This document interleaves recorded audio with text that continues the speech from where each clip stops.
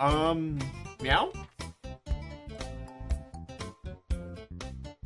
Hello, everybody. Let's get to set. I think it's, just get off this screen right now.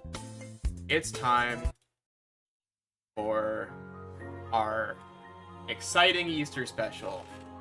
We have probably our most prestigious guest appearance lined up for today. Luigi himself, after being featured, prominently mentioned often on our stream, has agreed to an exclusive all-access tell-all interview today featuring questions primarily from viewers like you. In fact, we had questions open, we had submissions open for about a week. You might have your question read today, and that's in addition to potential live Q&A questions showing up later on in the interview. I would, of course, like to welcome on to the stream today, Luigi. Luigi, do you want to come up here? Hello! Hi! Hello! It's me, Luigi. How's everybody doing? I'm doing well. How are you? It's so wonderful to see you. Oh, I'm doing great. Oh, mamma mia. How are you doing, Luigi? I am doing excellent. I have no pipe lag. I woke up at 3 p.m. this morning. I haven't been used to Eastern time, but I'm feeling great. I had a great breakfast. Oh, what'd you have? The studio's wonderful. I had a bacon, egg, and cheese. I've been saving a St. Patrick's Day green bagel just for the occasion, just to make sure I'm on the right foot. Well,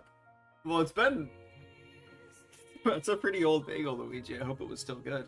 No, you just you freeze them. That's a tip. That's a tip. If this is what you do in Brooklyn, you freeze a bagel. It lasts forever. Every time that you are thinking, oh no, I'm out of a bread, you go to the freezer. You unfreeze a bagel. Perfect. That's great. That's an economical move. It's very economical. Very, very smart move. That's you know that's what like they say old about school Luigi. Brooklyn, really. You know what they say about Luigi and finances. That Luigi always has his eyes open for his green. That's pretty good. That's a good one, Luigi. It's because I watch my money. And I love the color green. I have a hat. I have a green hat, a green tie. Usually I have a green shirt, but I am dressed up today. This is weird. And you look great, by the way. Really, this is an thank outfit you. that I think some more astute fans may recognize, but I haven't seen you wearing this one in a while. Yes, this one's for the fans of my poker game. Yeah. Poker is big right now. I thought it'd be a good time to bust it out. I think it's nice. It looks great. Looks great. Still suits Thank you. Thank you. You look great too. Oh, thank you. You look great too. I love the pin.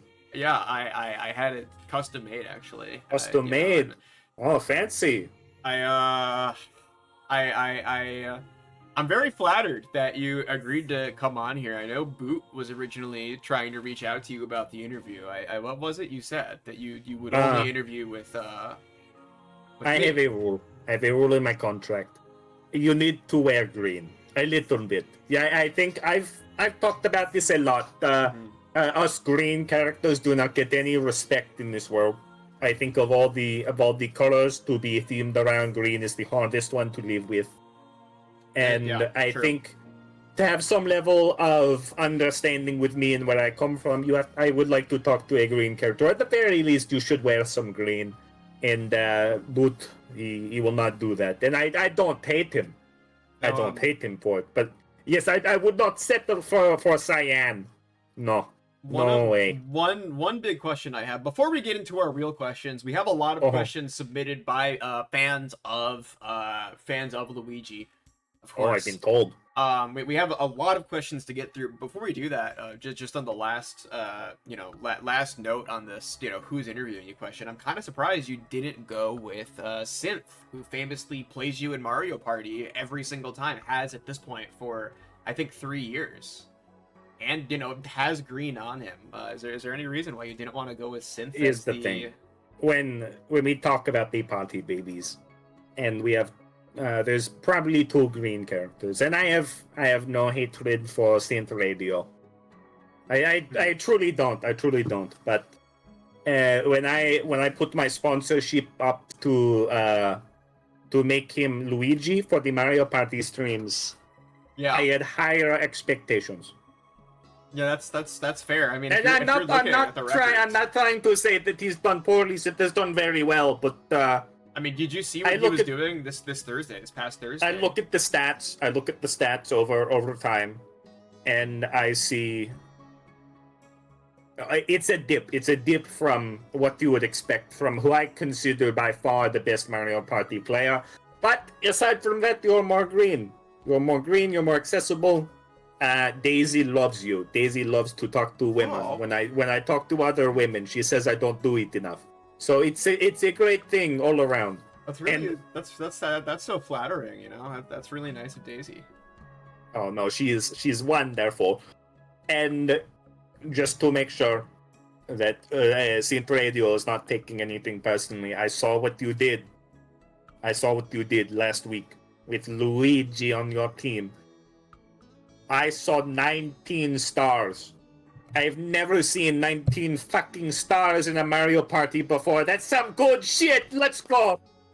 Great job, Synth. That was Let's go. Congratulations. And, good not hustle. Not only that, Synth was, notably Mario partying under the influence on that one. Makes it even more impressive. I don't entirely approve of that, but that's beyond the point. We'll look onto it.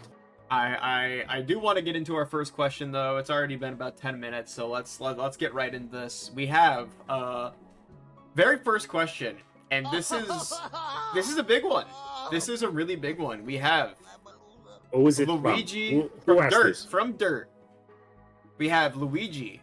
Why are you like this? What does this mean? What do you mean like this? I think this just means the general state of your being, your attitude. I think that... Who am I? Famously, I mean, not only who you are physically, but I think famously, at the very least, it's a common stereotype that you are, considered to be. And I'm not saying I agree with this. This is something contentious, and I do disagree go with on. it. You can say it. It's You're going common. to talk about how everyone says I'm scared. I'm scared of things. I'm the scared behave brother. as if Mario is brave and you are, exactly the opposite. I'm assuming that's primarily what this is about. I don't know what else like this could exactly entail, but that is a big question. What influences your worldview? What influences the way that you behave on a day-to-day basis? I've talked about this. People like to act like I am the scared brother, the baby brother, that I can't do anything, which is ridiculous. I've been on almost every Mario adventure together with Mario, so I don't particularly see where that comes from. But I will throw these people a bone. Okay.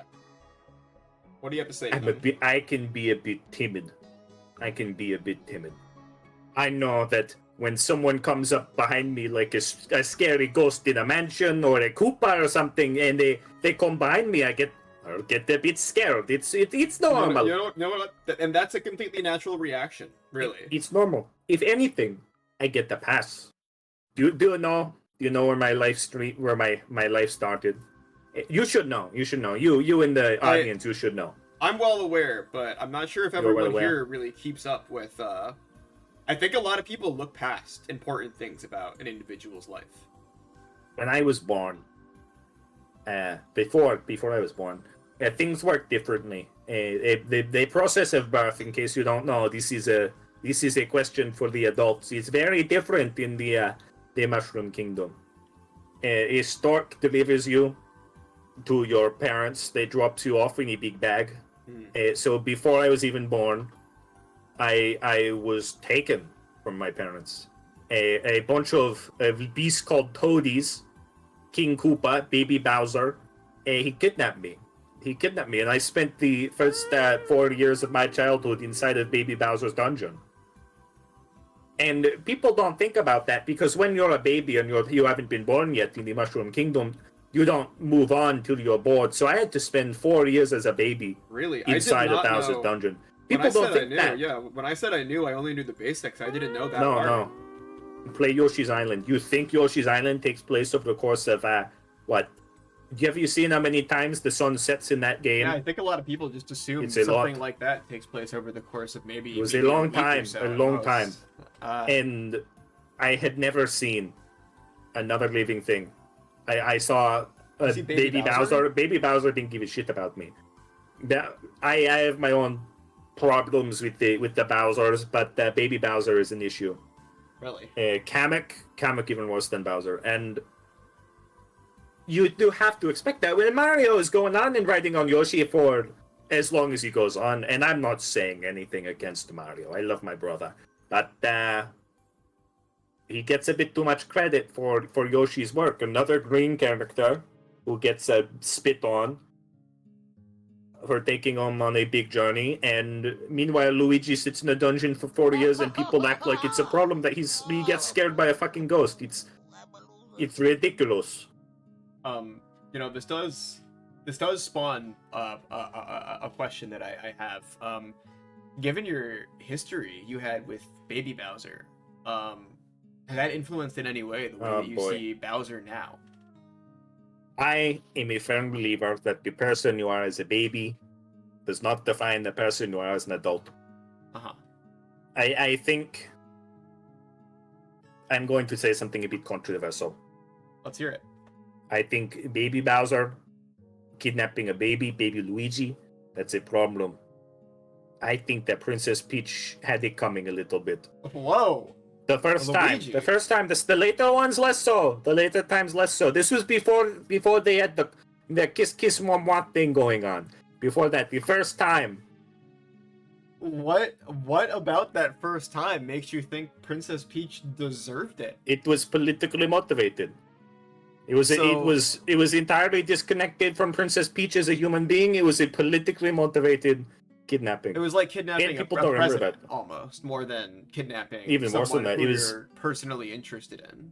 It was nothing against Princess Peach, and I've been in Bowser's dungeon. It's nowadays. By the time that Princess Peach was in the Bowser dungeon, it was cozy place, a real cozy place. So I don't have too much disrespect for Princess Peach. She was treated well at that point. There was no love triangle between her and Mario and Bowser. The first one, it was... I'm going to talk about this. People don't know this. Do you know why Bowser kidnapped Princess Peach? What led to that? I think that the inner workings of Mushroom Kingdom politics are pretty unknown to people who don't live there. Entirely. Yeah, I can't say I'm familiar. I don't think anyone who's watching this interview is very familiar either. It's the Goombas.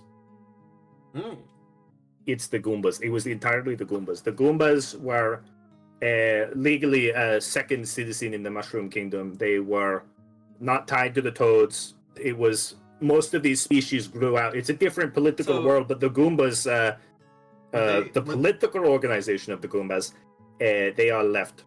They chose to side with Bowser, and they said, we're going to form our independent nation, and the Toads didn't like that. The Mushroom Kingdom did not react well. And that's not to say Princess Peach did not react well, because she has no leadership in the situation. What? But, so, I do... Just for further elaboration, as someone who's very unfamiliar, I know this is like history 101 for you, but what exactly about the Goomba situation led to them departing, leaving Princess Peach's rule? You have to remember, the Goombas don't have hands. That's true, I do know. The entire Mushroom Kingdom is built for people with hands.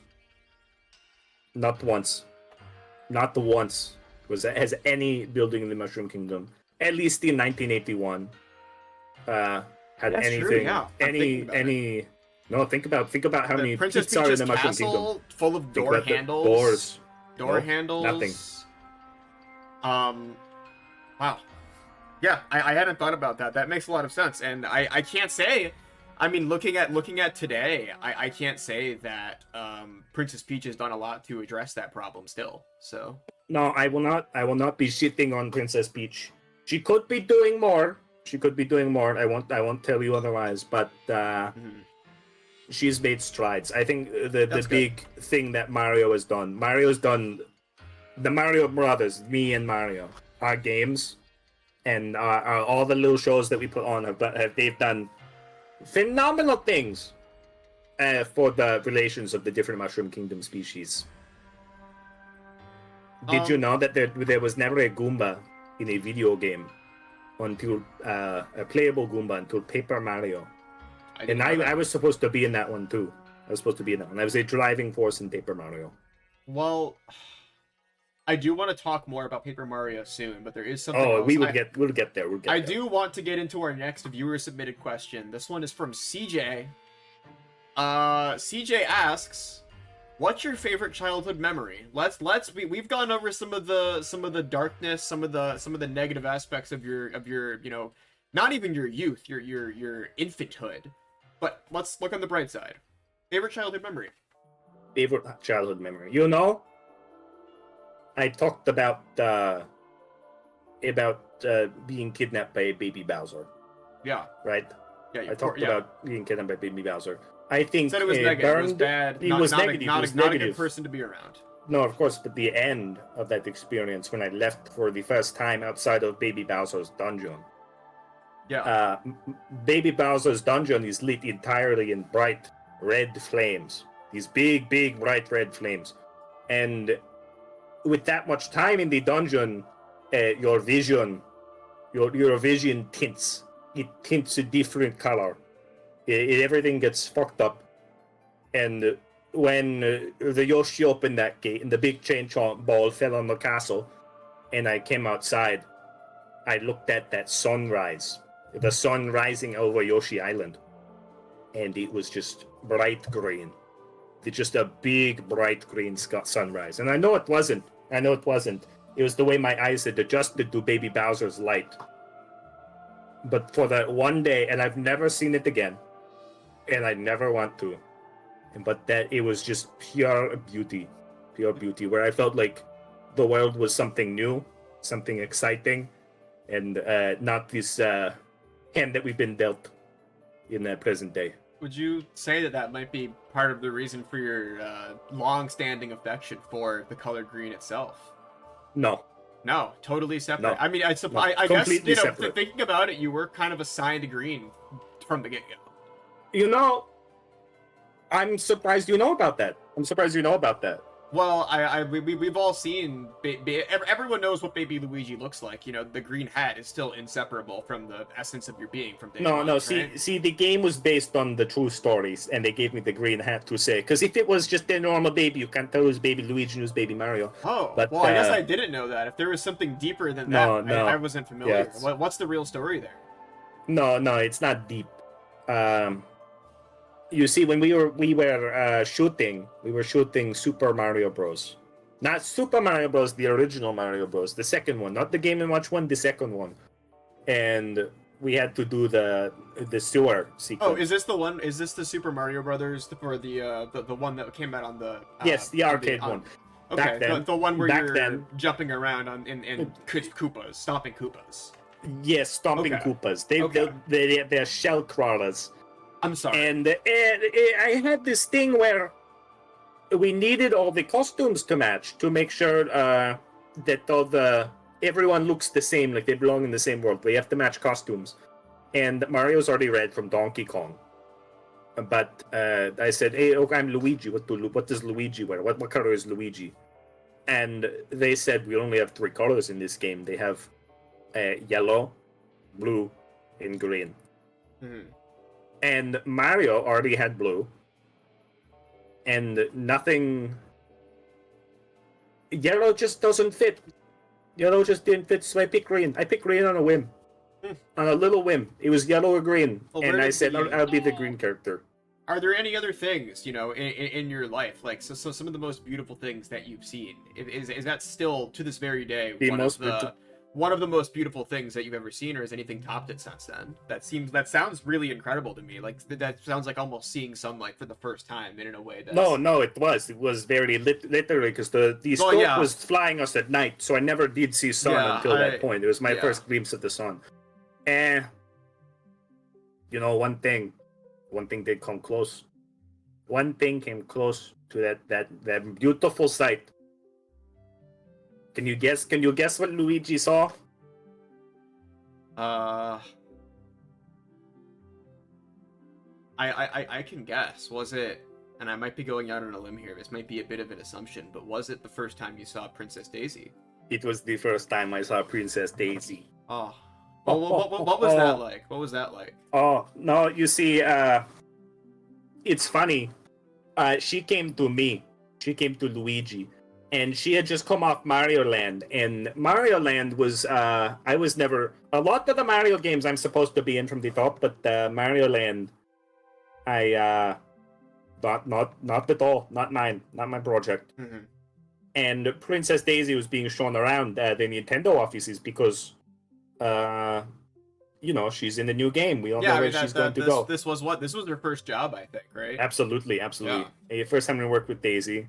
We don't work with her very much, but she comes in here time to time, and it was being approached by somebody who says, "Oh my God, it's Luigi." When was the last time I've been approached by someone who said it was Luigi? It's always, "Oh, it's the Mario brother. Oh, it's the, hey, where's Mario?" But someone said, "Oh, I love you in Super Mario Bros. Luigi," and you know, it was because she was in her family, in her kingdom. She's player 2. Interesting. She has a family. She has an older sisters, and she was usually player 2. And it gave me a slight perspective on. Back then, it was a bit of a pride for a little bit to be player 2. It was not enough time had passed before I saw what was going on with me, but it made me happy with my position. Interesting. That's something special, I think. I think being recognized like that. I think so too. Is there anyone else People who's don't really... talk to Luigi. Has anyone else really ever given you that like immediate recognition before? Immediate recognition, King Boo. Really?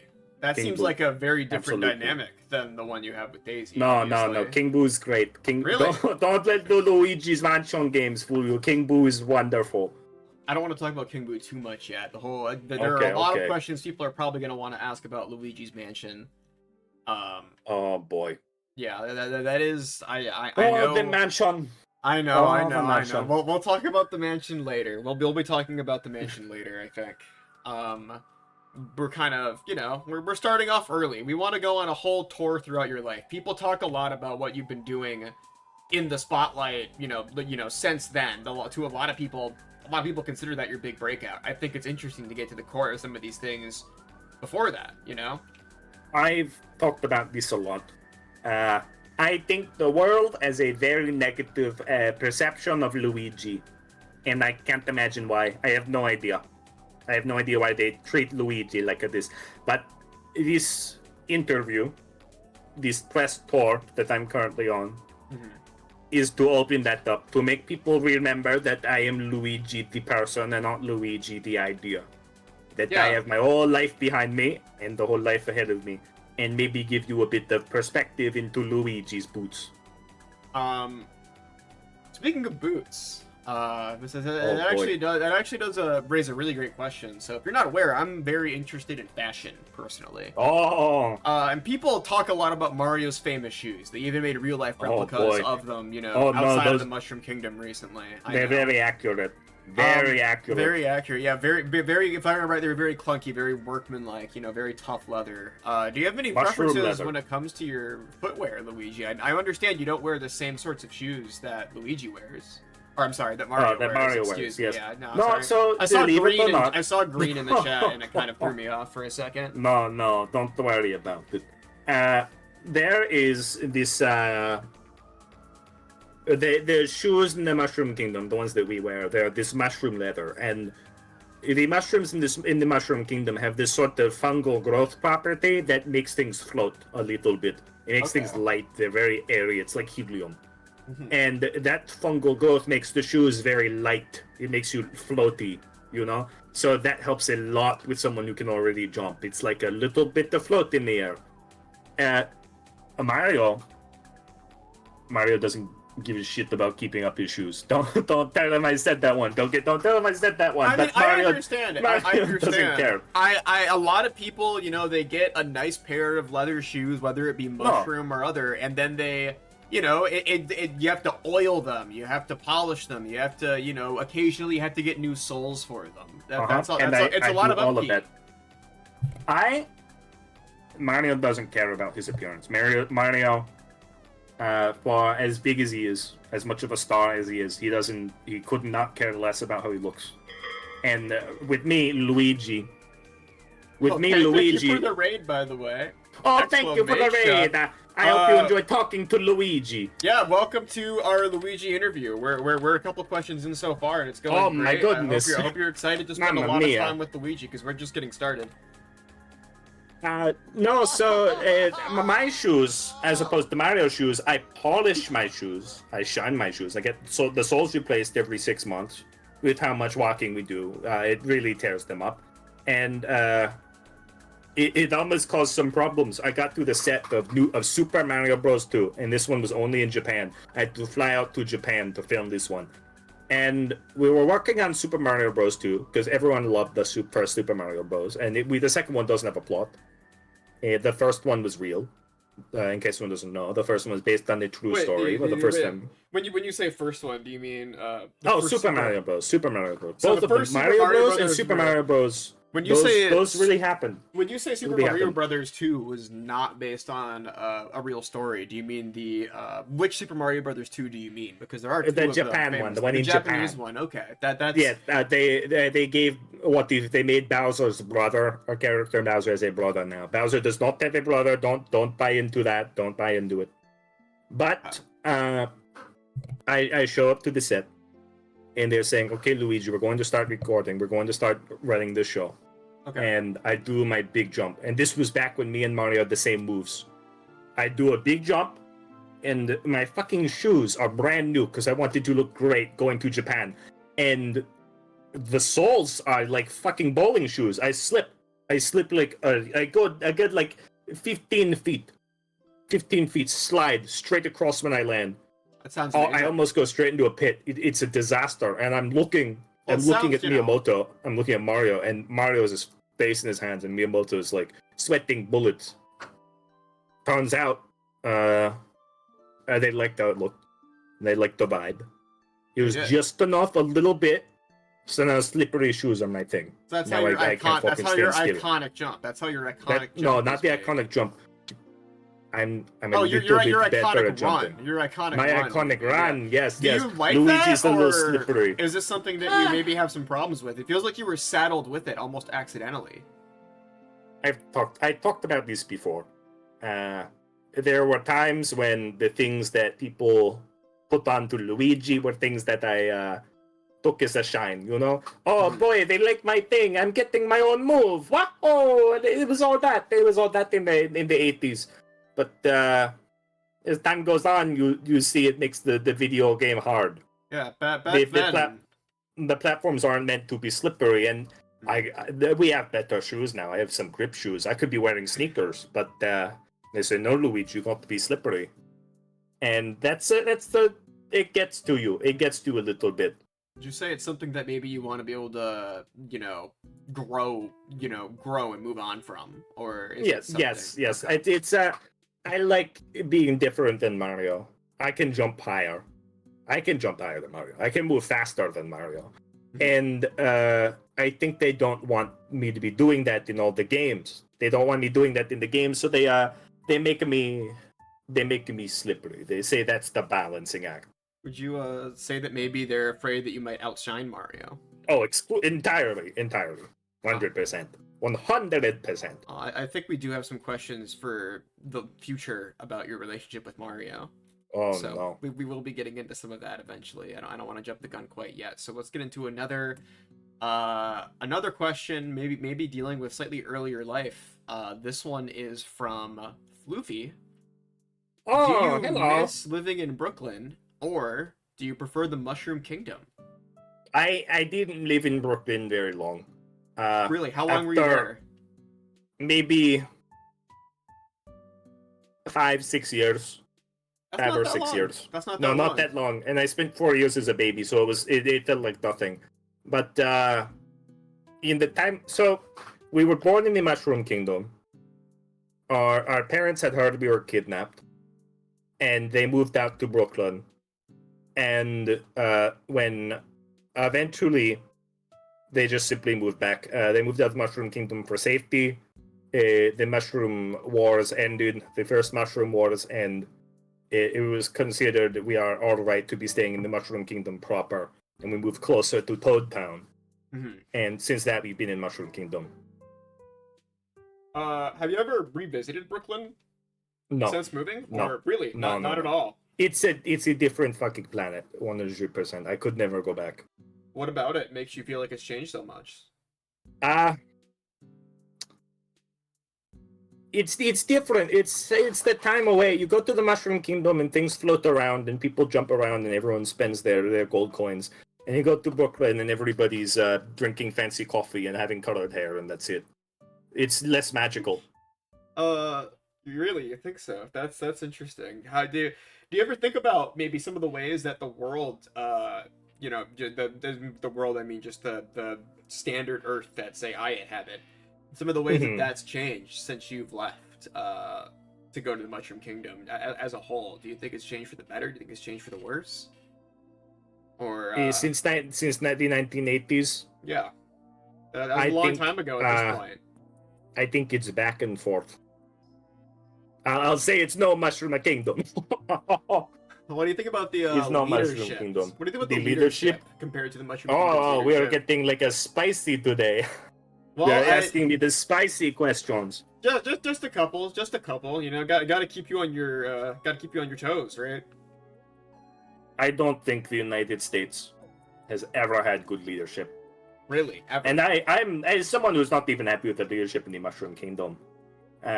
It's you look over to the other side, you take a peek through the warp pipe, and it's a shithole over there. I'm very happy in my little mushroom house. I'll have you know. I'll kick back, put Potter Pup on my lap, and watch Toad Town TV. Are there any especially good shows on Toad Town TV? On Toad Town TV. Yeah, anything you like watching? You see that I like to watch the Mario Sports Network. Believe it or not, they talk about this. You know, in Mario Kart, you see those signs. They say like Mario Motors. Yeah. In Mario Baseball, you see all the Mario branding. Lots of brands out there. The Mario Baseball, Mario Tennis, all etc. I love the Mario Tennis. It's not a sport that the Mario Brothers play. We don't play it very much. We're not like the main league. We do the guest things for the big games, but it's a very active community. Mostly toads, a couple of Goombas. A couple of Goombas have snuck in with the teeth rackets. And I like to see it. I like to see people try their best. You see, tennis is a good one because there's two players at all times.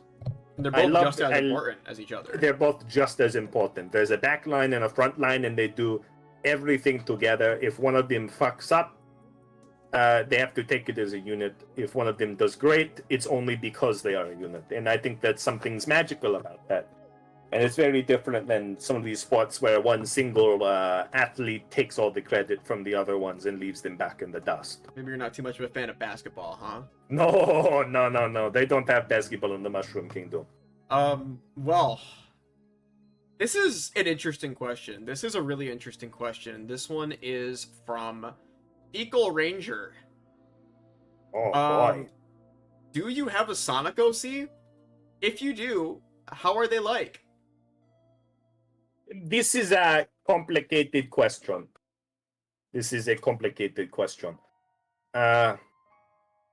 We in the Mario Brothers, the whole Mario Brothers society, we don't get along with the Sonic. In the 1990s, it was the Cold War for us. And having anything to do with Sonic the Hedgehog, you are investigated. You are probably fired. Really? From Nintendo. Is there anybody who fell victim to that? Anybody who ever fell victim to that? Yeah. There was a Mario brother. They were trying to build up a new friend of the Mario brothers, and it was going to be the Blue Mario. They were trying him out on the N64. In Mario Tennis, you shows up. Look for him. They made a Blue Mario brother, and he talked about how he wanted to be blue because he saw it on Sonic and he was such a fan, and that was too much. Really? That was too much to say he's that much of a Sonic fan. What happened to him since then? Is he still out there? Or? They fired him. They fired him. And when you don't have Nintendo in the Mushroom Kingdom, it's for a human being, and not like a fantasy species. There's not much to do. You go to Diamond City, you become a background character in a Wario game. That's it. Huh? That sounds like a little bit dour. It was a bad time. Things are better. Things are better now. After Sega collapsed, the rules changed. Nintendo changed. Nintendo does tons of work with Sega now. I got to meet Sonic in. I met Sonic in Super Smash Brothers. In Smash Brothers, we'll talk about that later. And at the Olympic Games, I met Sonic, and I didn't notice. This is a single failing of Luigi. This is a Luigi failing. Sonic has his own Luigi. Sonic has a little buddy named Tails. Yeah, that's very true. I didn't know. Very, very popular. Tails. I found out about Tails maybe 4 years ago. 4 years ago. Really? We were doing the recent. Tokyo Olympics. No, it's very recent. It's crazy. If they don't talk about him. No one talks about Sega in the what's it called in the Nintendo world. So I'm at the Olympics and I meet Tails for the first time and I say, how the hell haven't we met? You're Sonic's Luigi. You've got your little player too, and we talked about that a lot. It's hard, and Tails has his own moves in his first game, and I say we're talking to him, and he comes up to me and he says, Luigi, how'd you get to do Luigi's Mansion? How'd you get to do that? And I say, hard work. I say I had to do Mario's Missing, I had to do Hotel Mario, I had to do some dog shit jobs before Nintendo could trust me with a big project, so keep on it. Yeah. And we had this big conversation where I said, Tails, one day, if you bust your fucking two-tailed ass, they're going to let you make Tails Mansion. I think Tails Mansion is on the line. Yeah, I think you'll have it. Mm-hmm. And he loved to hear that. Tails has been at the Olympics for a decade. Not in any events I have been. Not in any events. We never met. That's what's crazy to me, because they shit on the Player 2 characters in these video game things. If you're a Player 3 character, you show up everywhere. Every time they need a new fucking character, you're on a plush toy, you're on a box, Princess Peach is on fucking everything. If you're Luigi, you're Player 2. You don't get to be a spin-off game, you're Player 2. You're Player 2, you don't get your own deal. You're not the main character, you're not the side character. You are the secondary aspect of the main character. And it's bullshit. It is complete fucking bullshit. And to meet someone else who had to deal with that, it was fortunate. It is fortunate. So if I'm losing the track of the point here, but the point is, I think if I had a Sonic OC, it would be a Kitsune to be like a Tails. Okay, so that's okay. That's interesting. That's interesting. I think a lot of people wouldn't have expected that one. I know. I have one more question that I think is pretty good. This one is actually spiraling back a little bit to talking about Daisy. Well, what exactly actually is the relationship between you and Daisy? I know there's a lot of debate about it, I think. Our relationship is not entirely public. Really? We like to be closed personally. The levels of our relationship are personally private. We are keeping it such. She's royalty in the same way that Princess Peach is private. Her and Mario get together all the time. Sometimes they don't, sometimes they do. It's because you're dealing with someone who has a major leadership role in the country. Mm-hmm. So you can't. There's baggage. There's baggage tied to Daisy, but I do love Daisy. As Yeah, I'll ask this question actually in a second. I was trying to tie this together to a question from a viewer about Daisy. Yes. From Brian Rott, Luigi, first-time caller, long-time fan. We all know that you've stated on the record that Princess Daisy's favorite color is purple. As a green enthusiast, how does this make you feel? People act like I hate anything that's not green. That's not true. I just love green, and I am pushing for green, and I think we need to make green more known. I wear green constantly because I want people to know it's a good color. People act like it's a bad color.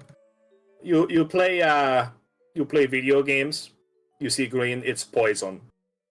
The green is poison, or the green is acid. And you know what? Or the green is going to kill you. You know what's interesting about this too is a lot of the time, if poison's not green, it's purple. Purple. Yep. It's ridiculous. In a way, I think these two colors might have something in common. I think so too, because here's what happened. I found out purple was Daisy's favorite color. So back on the Game Boy is when I found that out. She told me, and I said, you know what I'm gonna do? I went to Toad Town, and I commissioned a seamstress Toad to make me purple pants. I got the purple overalls because I said now I'm a bit more different than Mario, because Mario wears red and blue. Luigi doesn't need to wear green and blue. Luigi wears green and purple. That was a tribute to Daisy. It was a little tribute for Daisy, and I wore the purple pants for a minute. I had them on for a while. They were in Mario Golf. I think I had the purple pants. Mm-hmm. And one more Mario Party, one of the Mario Parties, I had that purple pants. I'm assuming probably this was the GameCube era, or was this then? No, in 64, in 64. Everyone liked the purple overalls. They were good, but it sounds like it would have really added an extra element of identity and oneness to your whole look. No, it was wonderful. But what happened was even Mario liked the purple pants, because Mario was talking. He said, "Oh, it's like opposite colors. We have the red and blue, and the purple and green, and we could do like a yellow and orange if we ever need another one." But Wario fucking hated. He hates orange. Really? He can't stand the color orange. No, 100%. That's interesting. And he just had his own games too, and he was being in Mario Tennis, and they said, we want to put Wario in new games. So Wario went to Nintendo, and that piece of shit, he begged him to give him purple. He said he would fucking walk if they didn't give him purple. He said he wants purple pants to be his thing. And I'm a player too. I can't fucking argue with Wario, I guess. Wario showed up in 2 video games on the Game Boy Color. No, you can't. You have to listen to him over fucking Luigi. And they gave him purple. And then it became a problem that Mario and that Luigi and Wario both had purple pants, because now it's for some fucking reason confusing. And then Waluigi comes out. I was gonna ask what you thought about his usage of purple. So, Waluigi, in case you don't know, that was a corporate decision. Really? That man is not named Waluigi. I've actually heard some discussion, maybe not very common discussion, but I have seen some people who are a bit more knowledgeable argue that Waluigi is like an industry plant. Oh, no, absolutely, entirely. Really? He is Wario's friend. He's Wario's friend. And Wario knew Mario in their youth, and Wario changed his name. This was after the what happened in the second Mushroom War, when we were doing the Mario Bros. 1. For everyone else, what was going on? We got a bit of a name for ourselves for saving the princess and going on an adventure. And Wario, it became the big thing was you want to be like the Mario brothers. You want to wear overalls, like all the Toads were trying on overalls. They didn't work because they don't have the big long legs. And Wario was a human from Diamond City, and he comes up and he's trying to act like he's fucking Mario. And he puts the big pants on, and he puts the big shirt and the big hat with his name. And he says, "Oh, I'm Wario! Oh, I'm going to get you!" And for some fucking reason, Nintendo eats it up. They're like, "Oh, rivalry. Great rivalry. You need a foil for Mario who isn't Bowser." Because Bowser is hard to work with. I like Bowser, but he's hard to work with, and he has. Interesting. I don't hate Bowser. I've talked about this. Obviously, history. you talked about how a person can change. Yes, absolutely. But Especially Wario... in the Mushroom Kingdom, things are different. But Wario is a piece of shit, horrible in every way. If there was anyone I could choose to never work with again, it would be Wario. He's a little gimmick stealer. He's terrible to work with. Abuses his employees. He has his own rival fucking game company. He's acting like he's a big deal because he works with Nintendo. All of his fucking flyers for WarioWare, they all say, "Oh, subsidiary of fucking Nintendo," as if he's a big deal. Like he shows up at our fucking tennis games and go-kart parties and acts like he's hot shit. I can't stand him. I can't fucking stand him. You don't see some of the other people who, mostly show up in those party environments. No, absolutely. Be nearly as into themselves as Wario is. Would you say that Wario has any redeeming characteristics whatsoever? I like his shoes. What about them? I like the curl on the tip, and I like that they're green. All right, well, sue me. Speaking of that, on that topic, getting to Waluigi. Oh, boy. Obviously, as you said, he's an industry plant. As you said, he's just Wario's friend. What is your relationship with him like? It sounds like your relationship with Wario, you went into detail about it a little bit, almost entirely negative, kind of tramples on other people. Waluigi, all I really know about it is the basics. What's it like with him? I do not speak with Waluigi. No, have you ever had a conversation with him at all? No. I've talked to him through my lawyers. Really? When they brought Waluigi in, it was for Mario Tennis, and I pushed big for Mario Tennis. I wanted a partner game, and Mario was about it. Mario was like, "Oh, look, we can be partners. We'll be the Mario Tennis boys." And we got to this thing where everyone was getting a partner, and Daisy gets to be in a game. Me and Mario in a game, and Wario shows up, and he says, "Hey, I got Waluigi with me." Unfucking announced. Was it finds okay, out so we're doing just, it? No, he brings in his fucking friend. Did he already have the wardrobe? Friend. Yes, he has the fucking purple on. Really? Because Wario acts like he owns fucking purple. I don't know why. I don't know why he acts like that. I don't even think he likes the color purple. He can't fucking decide. He wears green shoes, yellow shirt, purple fucking pants, and the W on his hat is blue. You know what it sounds like to me? I'm going to say something that, I wouldn't be surprised if you thought of before, and I know it's not necessarily my place to judge, I'm just giving the interview here. It sounds a lot like Wario was almost completely desperate to undermine you, because the green is yours, the purple was yours, and the yellow was your other choice of color originally.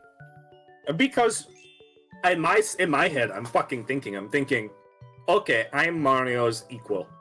I get to be like the second player in Mario games, and to have fucking an enemy to say, "Oh, Mario needs a new enemy," and he's someone who's themed like Mario. They're just making a new fucking guy, and it's acting like I have no role in the whole Mario. Look, like the overalls, the hat, they're both of us. It's both of our thing.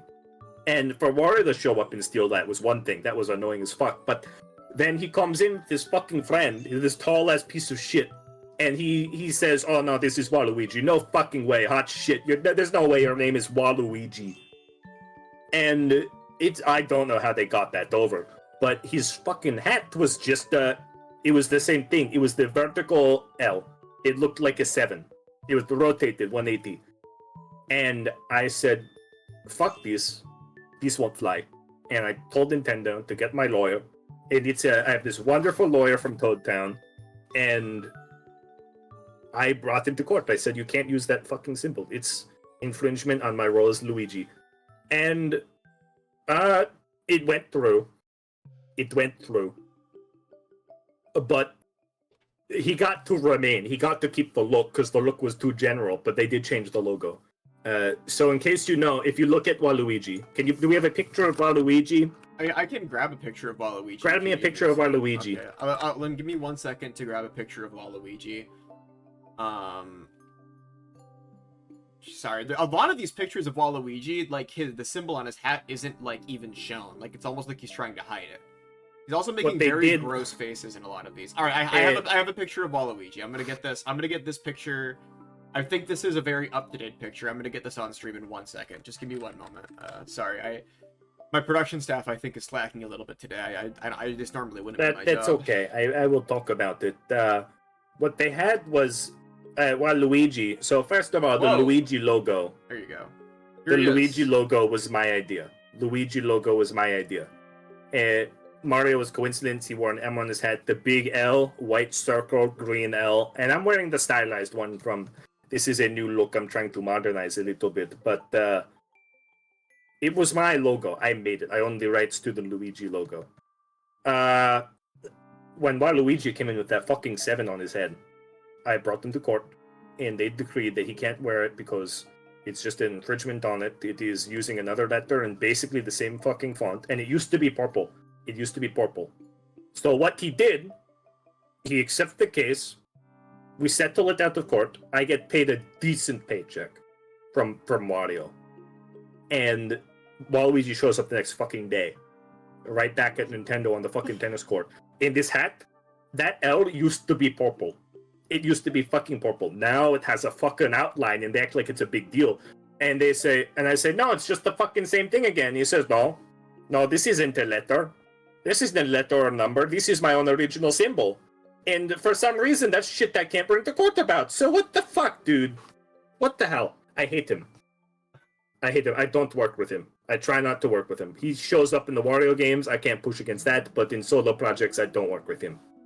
There anybody else who you generally refuse to work with in the Koopa Kid Kingdom? Koopa Kid, well... Koopa Kid. Why I don't think we've seen Koopa Kid in a long time. We have not seen Koopa Kid. There are reasons you have not seen Koopa Kid. We are under a lock and key from Nintendo, but do not work with Koopa Kid. That is a problem. Koopa Kid is a problem. Is this something you can't get into details about at all? Yes, there are lots of a hush order on what happened with Koopa Kid, but don't. If you get Koopa Kid showing up saying put me in a game, put me in a movie, do not even listen. I actually had him reaching out to try and get an interview with me after yours. Do not even talk to Koopa Kid. Do not let him into your home. I hadn't responded yet, so I guess I just won't respond. Koopa Kid is not allowed in the fucking Koopa Kingdom. Really? Can you believe that? But he's not even on speaking terms with Bowser. No. If Bowser saw fucking Koopa Kid, he would kill him. No joke, no exaggeration. Well, I think maybe we should get off this topic then. I don't want anyone. We're not talking about it. Thank you, Brian Rout, for the 11 months, by the way. To me, after all that you've said, it sounds a lot like Famously. It's not easy being green. And Coco asks, how hard is it being green? I talked about this. Green they treat it like a nasty, dirty color. Like it's bog water. Like it's like rot, mold. Mm-hmm. We mentioned poison. Yes, of course. Electricity sometimes, but only when it's bad. Good electricity is never green. Bad electricity is green. Pay attention to that. When electricity becomes good, they can't make it. So usually electricity, they show up, is yellow. And then when they make it good, they make it blue. They skip a whole color in between there. And there's no reason why. It's because they hit the color green. Green is bad. Whenever there's two teams, hey, pay attention to this. Anytime you're playing a 4-player video game, what colors are they? Red and blue. Here's a question for you, Qweave. Go down the list. Player 1 through 4. What is it? Red is usually player 1, I think. Blue, I feel, is usually player 2. Usually. By the way, before you continue, that's me and Mario. Me and Mario made that. We made red and blue in video games. I'm just saying. Continue. I think you often will see yellow as like player 3. Right? I feel like it varies. It varies completely. And then I feel like green is player 4, but I feel like those kind of swap back and forth sometimes. They go crazy. Play any game. It's always red and blue are 1 and 2. And then maybe green. Yellow, green, they fight for each other because nobody wants to put green in a fucking video game. Nobody wants to be green. No one wants to fill out to be green team. It's a problem. It's the same thing where green is the player 2 of the color system. because red and blue are simultaneously the player 1. You would think it's red and blue are player 1, player 2, but they're really the player 1. They're tied. It's like if there were two Marios, was the Mario twins, and then Luigi was the Mario brother. That's what the color green is like, and that would be a shithole.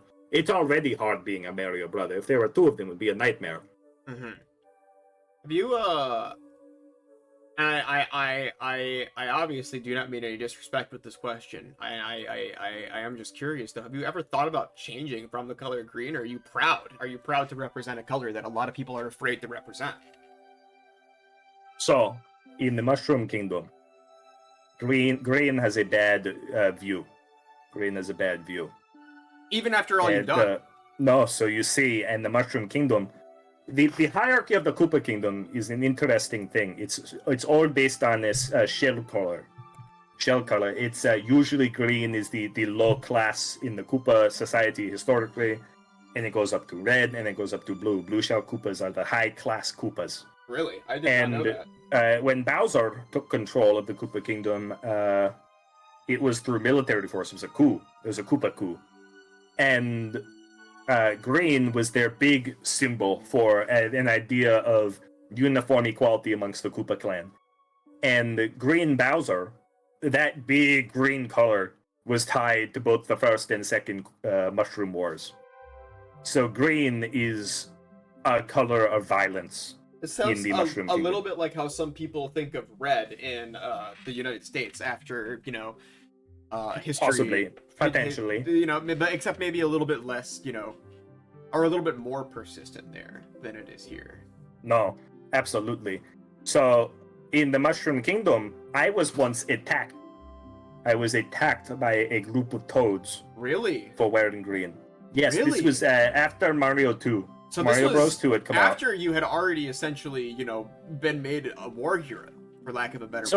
So when Mario 1, by the events of Mario 1, we were popular.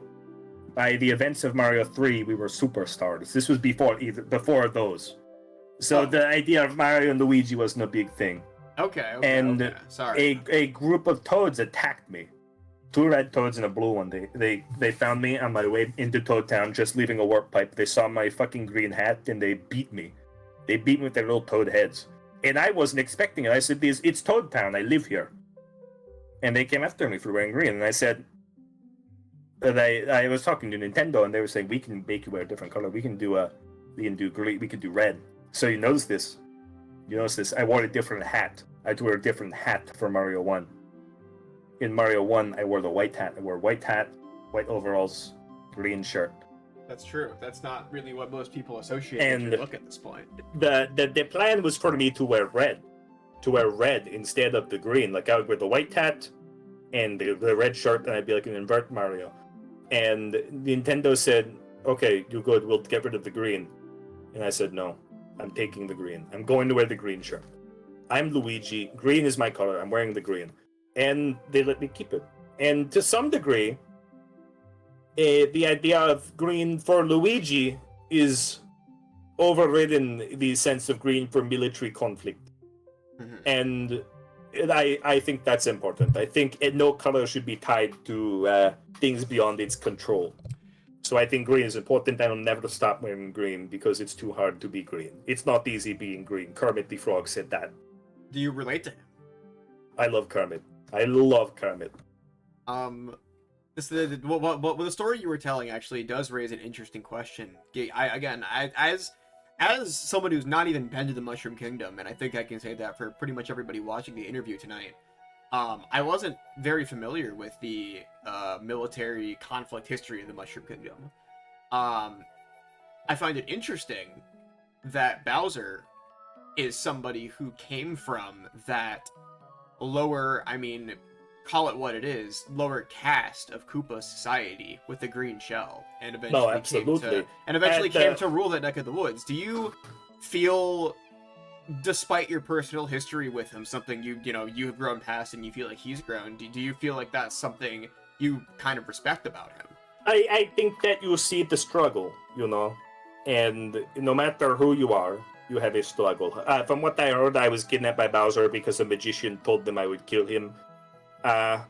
I don't see that happening. But he did do that. Why is Bowser so big? You see, I'm sorry, I'm reading a question from the audience. Bowser's so big because the spiny shell Koopas grow that big. And the normal ones don't. If you have the spiny shell, which is a whole another whole layout to this whole thing, the spiny shell is generally the ruling class of Koopa. And a green spiny shell is the lowest class of the ruling class. So eventually Bowser is the one that represents that. And most of the other ones are completely inept. Really? So you don't really personally have much respect for the Koopalings, for example? No, you see, the Koopalings, no, I don't. I don't even think Bowser has respect for the Koopalings. The Koopalings you've seen them a lot recently, though. I am sick to hell of the Koopalings. What about the Koopalings has you so sick of them? All they really seem to do is show up in your works, you know? Every single fucking Koopaling is some rich little piece of shit from a family that would have been executed 20 years ago. Acting like they're going to be... The whole fucking thing with them, all these spiny-shelled little fucking 10-year-olds acting like they're going to be hot shit because they have a potential lineage to royalty. And Bowser has to fucking watch on them because he's on another fucking district or whatever. And he has to bring them along. He says, okay, I have to bring the Koopalings along. They have to go to this fucking... they have to do Mario Kart with us. And I get it. We're trying to do Union. We're trying to do this little fucking Union thing to be... We're working with the Koopas. The Koopa King and the Mushroom Kingdom are settling things, but they are annoying as hell. It sounds a little bit like you have given what you said about the Koopalings and what you said about Waluigi, it feels like you have a problem with people who sort of waltz their way into or are born into these positions. You know, it feels like there's a respect for hard work. You know what Luigi had to fucking do my whole life? What? You think Luigi had an easy fucking path? I mean, obviously, we've gone over every game I was in. Mm-hmm. Every fucking game I was in, I had to bust my ass. I had to fight to be in video games. We were in Mario 2, Mario USA. That game was a big moment for Luigi because I fought for Toad and the princess and me and Mario all to have same billing. And that whole dang game. But Mario wanted it to be his deal. He wanted that to be just Mario 2. He said, oh, Mario 2 Japan was too good. Let's make a new one. Let's do Mario 2 USA. Let's go back to the States. And it was going to be a Mario game. And I said, no, we got 4 people here. We have 4 characters.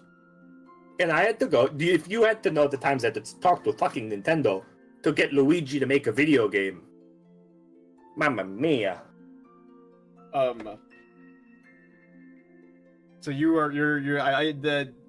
the experience making Mario 2 USA does sound like it's interesting.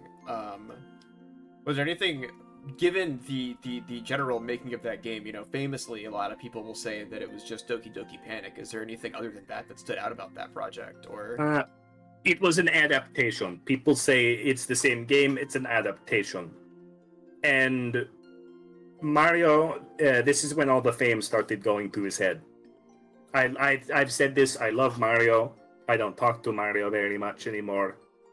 Not because I dislike him, but it's hard because he's like a different fucking person. You know, after Mario 3, he became his own man. He got his own island. They made Mario Land. He has a castle. No one talks about Mario's castle. He has a castle? I didn't know. Mario has his own island given to him by the Mushroom Kingdom that has his own castle and a giant statue of himself. It has like 50 rooms in the statue, not in the castle. Didn't he get a golden statue of himself eventually too? And eventually, gold is nothing in the Mushroom Kingdom. Gold is everywhere.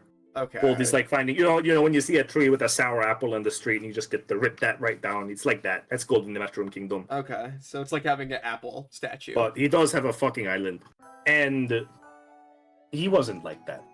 In Mario 1, he wasn't like that. I think he loves the fame. Mario will tell you he does it for the adventure. I think he does it for the fame. Is there... I guess now's as good a time as ever to get to maybe one of the most core questions of you, Luigi. Okay. Now, while we're on this topic, the topic of Mario, How has he changed? What is your relationship with him like? A lot of people do talk a lot about. I don't want to go as far as to say dislike, but that's kind of what it is to a lot of people. A lot of people talk about your potential dislike for your own brother. What's your take on all this? I do not hate Mario. People act like Luigi hates Mario. People act like Luigi is ashamed to be brothers with Mario. I like Mario. That doesn't mean we get along. I talked about this. Mario is the star. He wants to be the star. He wants to get a million games. And it gets just worse and worse. Because by Mario 3, he barely wanted me there. 100%. He said, this is going to be my own game. Luigi, because the Princess and Toad were going to be in that one too. Mm-hmm. And he said, no, it'd be like the first one. We're doing a retelling. Because the first Mario Bros. Game was a little bit bad. You didn't cover the bases. The Mario 3 is much more accurate, but it's a bit of a shoddy production. And in that one, Mario wanted to tell his story. And it worked. It was a much more compelling game, but not as good. Not as good for Luigi. And after that point, when all the Toads started wearing red caps, when all the Toads started wearing red caps, and the princess talked about Mario, and Mario was all over TV, all the cameras were chasing him. After that, Luigi stopped showing up. Yeah, Mario you had World a pretty long absence after Mario 3, didn't you? It was hard. The Super Nintendo was fine, but we get to Mario 64. Mm-hmm. That's a rough one. There's lots of rumors about what happened with Mario 64. They say I was supposed to be in it. I was not supposed to be in it. I'm getting it off my chest. I was not supposed to be in Mario 64. They had my clothes ready. They had him just in case. I was not intended to be in it. Do you feel like maybe some strings are being pulled to keep you out of these games? I don't think Mario knew what he was doing. You think he was just accepting what he was given? I think Mario saw mm-hmm. a game, the first thing with 3D. And again, this is when we were at war. We were at war with Sega functionally, basically. And it was the idea of we can do something that hasn't been done. We can say, this is us. This is a new generation. We're going Mario all the way.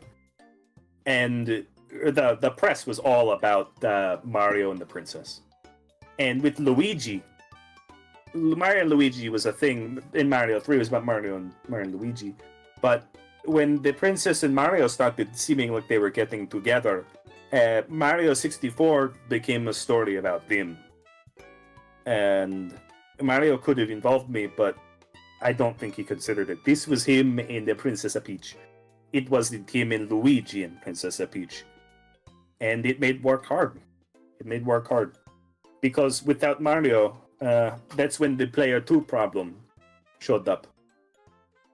The Player 2 problem showed up because when it's great to be Player 2, you're in everything, but when the game becomes one player, where do you go? There's no Luigi game on the N64. Yeah, that's fair. That's very true.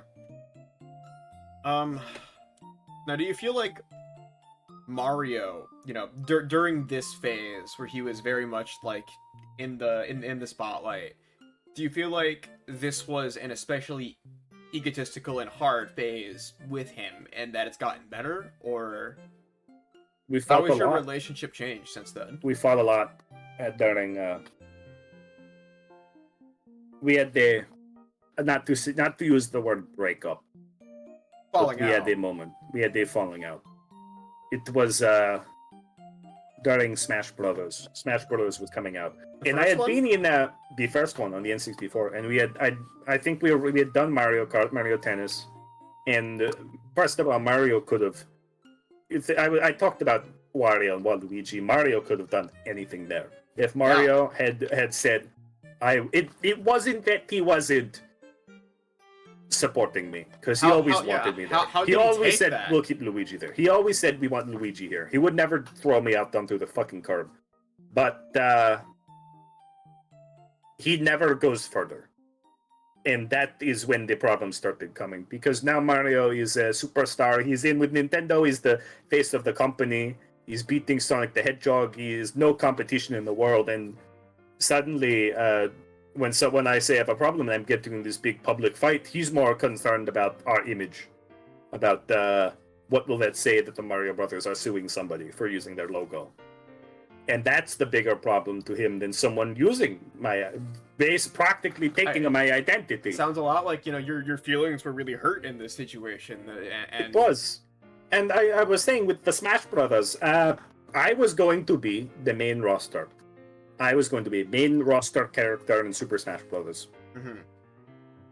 And I'm maybe Nintendo's second or third biggest character. You think I'm smaller than at that point. It was me. It was Mario, Pikachu. I don't even know. I was as big as fucking Kirby. I was bigger than Kirby back then. That's big. And I was player 2, and I was bigger than Kirby. And they said no. They said no. Star Fox. Star Fox replaces you. And I go to Mario, and I say, hey, they got to put me in this game. They got to put me in this game. And Mario says, nothing I can do. Of course there's something he can do. If he said anything. You had to unlock Luigi. In what game? I had been working for 15 years. In what fucking game do you have to unlock Luigi? Why is Luigi an unlock now? Plus, it was player 2. You have to play 2 players. I have to have someone there to do it. But unlocking him. It's an issue. Could you argue that maybe Mario thought that would add a mystique and make you more special? Or no, of course not. No. And we had the fight we had was public. It was very public. It was a very, very big issue. How did people react to it? It was Smash Brothers. It was the air. The air of that production was violence, and that first one especially. That first one was rough. You often see people talk about the weird vibe, if you will, of that first Smash Brothers game. Do you think that was fueled by the general, the demeanor that was being carried? You are making a game. You're making a video game that has the 8 biggest Super Nintendo characters. And that means it has the 8 biggest egos in all of Nintendo in the same fucking room. I get along with some. I like Yoshi. Again, Yoshi was main roster. Why was Yoshi main roster? Yoshi got main roster, and the new stage, and the logo. Luigi, he shows up in his silhouette on the fucking pause screen. Is there, anybody else you got along with in that production other than Yoshi, who you obviously have a pretty positive history with? We had a group with we called ourselves the Unlockables, and it was me, Ness, Captain Falcon, and Jigglypuff. Oh, how are they? And it felt like none of us were supposed to be there, and they are great. I love the Unlockables. Do you still talk to them? No, absolutely. We keep in touch. Even up to the latest Smash Bros. You got a little group chat going or something? I can talk about that at some point. Oh, we do. We do. Well, we'll get into that. I think that after this question, I think we're going to be... After this question, I do think... Oh? After this question, I think it's time to get into a more modern generation. We've been talking a lot about the sweeping statements. We've been talking a lot about the past. I think it's about time to get to the present. And... when we do that. What do you mean by that? What do you mean by that? Well, I feel like a lot of what's happened in your career, this early phase had a lot of that player 2 position, had a lot of that. A lot of those weird titles that I do want to get into. I do still want to talk about things like Mario is missing to some degree, but a lot of those weird titles. I think it's pretty well acknowledged by a lot of people that you really broke out, you really came into your own and became a first-party hero in a way that maybe you hadn't been seen before. by getting a launch title on the GameCube when Mario didn't. Now, you're talking about Luigi's Mansion. I am talking about Luigi's You're talking Mansion. about Luigi's Mansion. It's been a long time. You know, I lived in the mansion for a bit.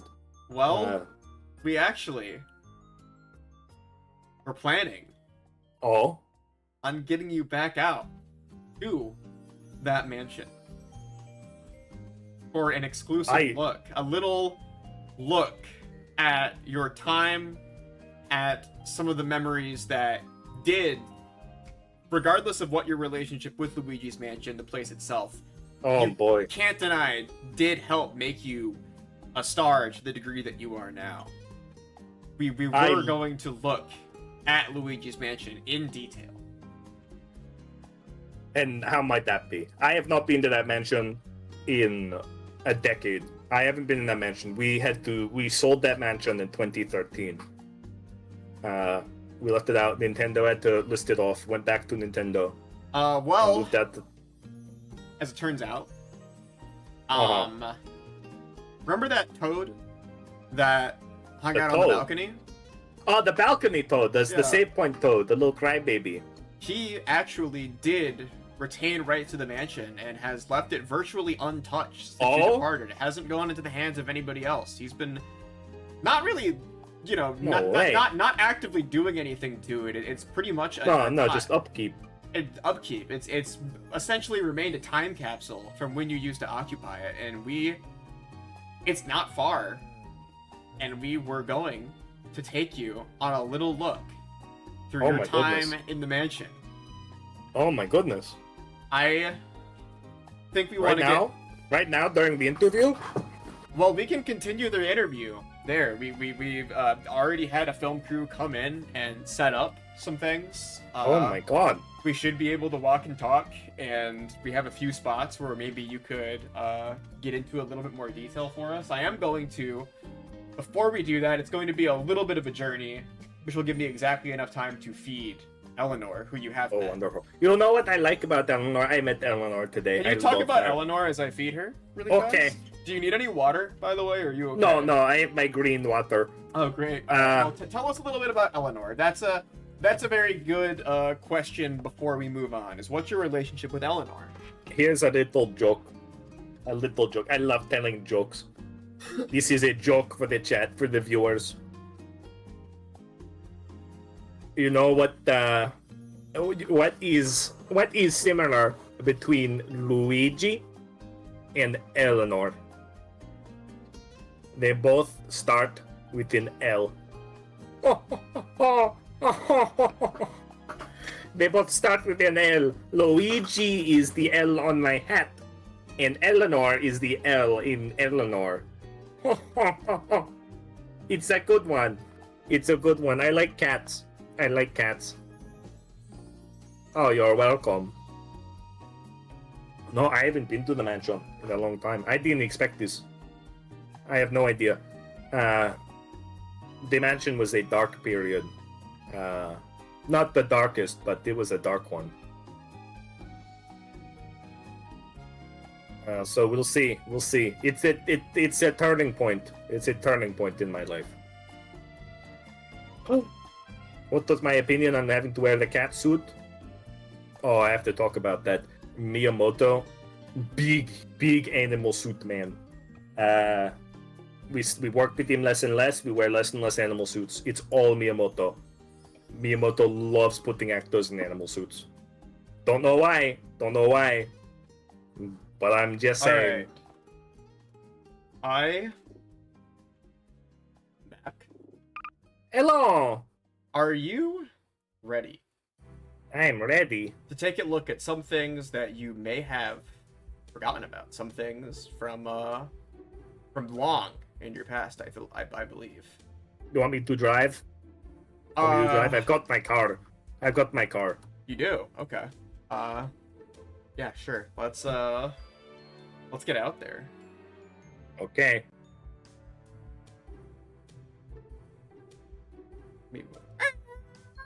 Sorry, I have to make fake car sounds because we don't have any we didn't have mics prepared for for the drive. We didn't actually know that you had your car. That's kind of a surprise. Of course I do. It's my famous car. No, I don't drive the double dash. I drive an old Humvee. All right. Oh wow, Luigi, it looks like we're here. Oh, are we here? Oh, hello. Hello. Hello. Hey, Luigi. How's Oh my God. How's it feel being back at your old haunt?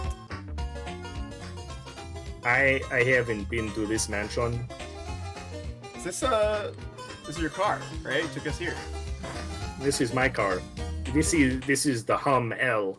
It's like a Humvee, but the L is for Luigi. Looks pretty nice. Oh my God. Oh my God, look at this. Wow. Where'd you get this? Where'd you get this? We didn't get it. It was just here. I'm not actually very familiar with what this vehicle is exactly. Oh no, this is ancient. When was this? This was it's not 64. It's definitely not Wii. In Part 8 we had the hover wheels, no hover wheels, so this would have to be earlier. I think this is from the Pac-Man game. Really? How's your I think this is from Pac-Man game. What was it like working with Pac-Man? No, don't work with Pac-Man. Really? Don't work with Pac-Man. Not a pleasant experience, you think? Oh. He has old sensibilities. Really? People call him retro. Oh God. Well, how's it feel being here after so long? Like you said, how many years has it been exactly? It's been since 2013. It has been. Oh wow, wowie zowie. It's been 11 years. 11 years since I've been in this mansion. Well, I guess to a degree, this is a question for you. Where do you want to begin with looking at things? Do you want to take us to any particular rooms? Going right in. All right. I'm just going to take a look. Go the path that you went in Luigi's mansion. Oh wow. This is a pretty beautiful room, Luigi. Wait a second. Yeah. Yes.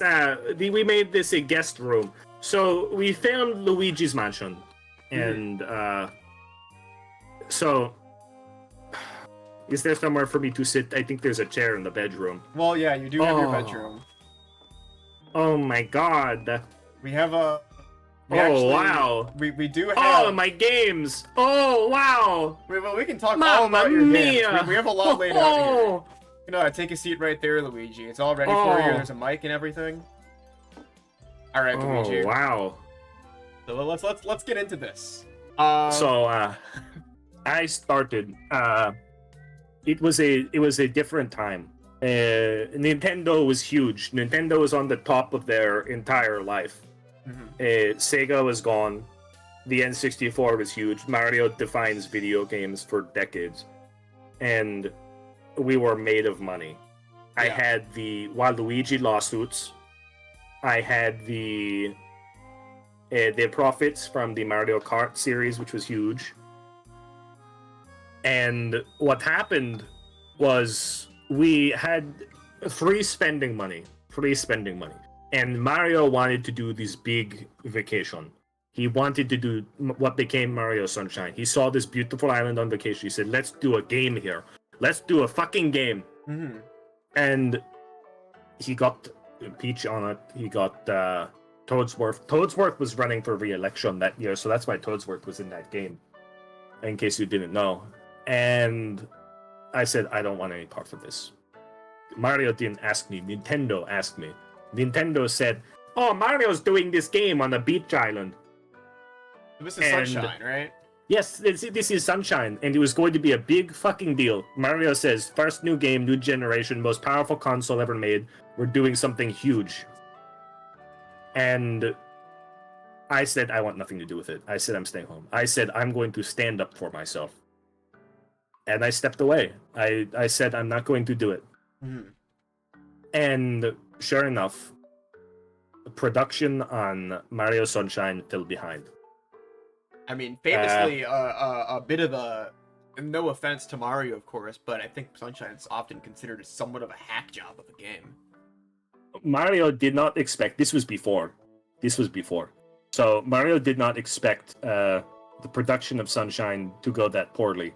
It turned out that the island they were using for Isle Delfino, it was the same island that they were using for Sonic Adventure. The first level of Sonic Adventure is on the back tail of the dolphin in Isle Delfino. So what happened is there was a lot of backstage drama behind that. Lots and lots of backstage drama. So I was on my own, and Nintendo needed a game. Mario Sunshine was behind schedule. Mario spent all of his money partying, going to beaches, chilling with the princess, and schmoozing with Toadsworth and the Mushroom Kingdom politics. And Nintendo needed a game, and they came to me, because I was the only one who chose to leave a fucking schedule open. Not by my choice, mind you. I was trying for games for a long time. I was thinking about going over to Sony. Could you imagine Luigi at Sony? And then Microsoft was going big, and I had a big deal for Microsoft lined up too. I mean, Microsoft famously they are the green company out of the main three. I was going to talk to Microsoft about the Xbox. I was going to say it should be called the L-Box, and I would be their mascot. And actually, this deal was going a long way. You have an Xbox right here too. I love the Xbox. I love Master Chief. He's big, green. He did so much for green characters to have Master Chief. But what happened was Nintendo came crawling back to me. They said, Luigi, we need you for the game. We need you for a game. And I had pitched a game to them. It was called Luigi's Mansion. Completely different. It was going to be a sort of like spending game. It was supposed to be about living in excess. Kind of like The Sims, where you get to control and decorate Luigi's Mansion. And that sounds like a pleasant game. No, it was great. It was a great pitch. They loved it. They thought we could do it. But by the time that we had it, they said, we don't have the budget. And this shithole was the only thing we could buy. The only thing we could get on market. It's not bad. If you don't mind me saying, it feels like you've cleaned it up pretty well. Oh, by now. So what happened was we rewrote the game to be about Luigi's Mansion. I came on set and I said, I worked with the boos a lot. Back during Mario 3, Mario World, I loved the boo levels. I worked with the boos a lot. They were so embarrassed. I talked to them and I got them through the game. I got the boos and I said, I know the boos. They're great friends. Let's make a ghost game. Let's make it scary. Dilapidated mansion. We don't need to do any upkeep. Just run it straight through. That was my idea. And I got King Boo. King Boo was Big Boo. He played Big Boo in Super Mario 64, same actor. And he was the one who wrote the Ellie's reel on the big star. Really? So he was batting for you think? He was batting for me. He really wanted me in that game. The boos love me. The boos love me. That's the one thing you should know about Luigi is the boos love him. So they came and they helped out. And it was a production. It was a cheap production. It was less than... For me, it was a very cheap job. I had to cut back a lot. And I had in my contract that I get the mansion. And as a result of that, after the game did well, I held on to it. And during the height of those GameCube years, when it felt like things were finally going my way for once, and it felt like I would never reach low points again, this was my home. This is where I lived. There, anything in this room that maybe brings you back? Anything that this is all your old stuff? Is there any look at this hat here? Take a good look at this hat next to the 360. You recognize that? Looks. Do you see the shading? Do you see the shading on that hat? From Brawl? That's from Super Smash Bros. Brawl. Is that the hat? That's the hat. That is Brawl. The hat from Super Smash Bros. Brawl. They had to make it. All the shading is painted onto it to be dark, entirely dark. This wasn't it wasn't actually just shading in the game. No, it's distress. Was there a lot of makeup involved in tons. Super Smash Bros. Brawl? Less for us. We were paled. We had to get lightened up, and then the rest of it, we had to set up a whole set with the Mushroomy Kingdom. We did that in Dry Dunes. but this was from Brawl, and this was oh. It actually does, fittingly enough, bring us back around to that Smash Brothers question too.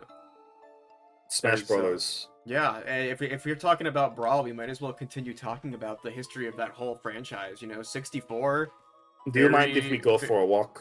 We could walk and talk a little bit. Let's go for a walk. Let's go to the balcony. Yeah. Don't look at me. I have a problem with standing up. I can. What's the problem with standing up, Luigi? I get embarrassed. I ripped my pants once, and Mario laughed. Well, let me know when you're ready. I'm cool with just taking. I'm ready. I'm ready. Come to the balcony. Oh wow. Oh wow. Oh wow. Oh. This is from when I was going to work with Microsoft. Really? They went with Bomberman instead. Yes, this was going to be the Luigi look. Is this Bomberman Act Zero? It's from that This era? was going to be Luigi Zero. That was going to be my new look. What was my God. The hat too? Yes, the hat. The I was going flag. all in on being America. Yeah.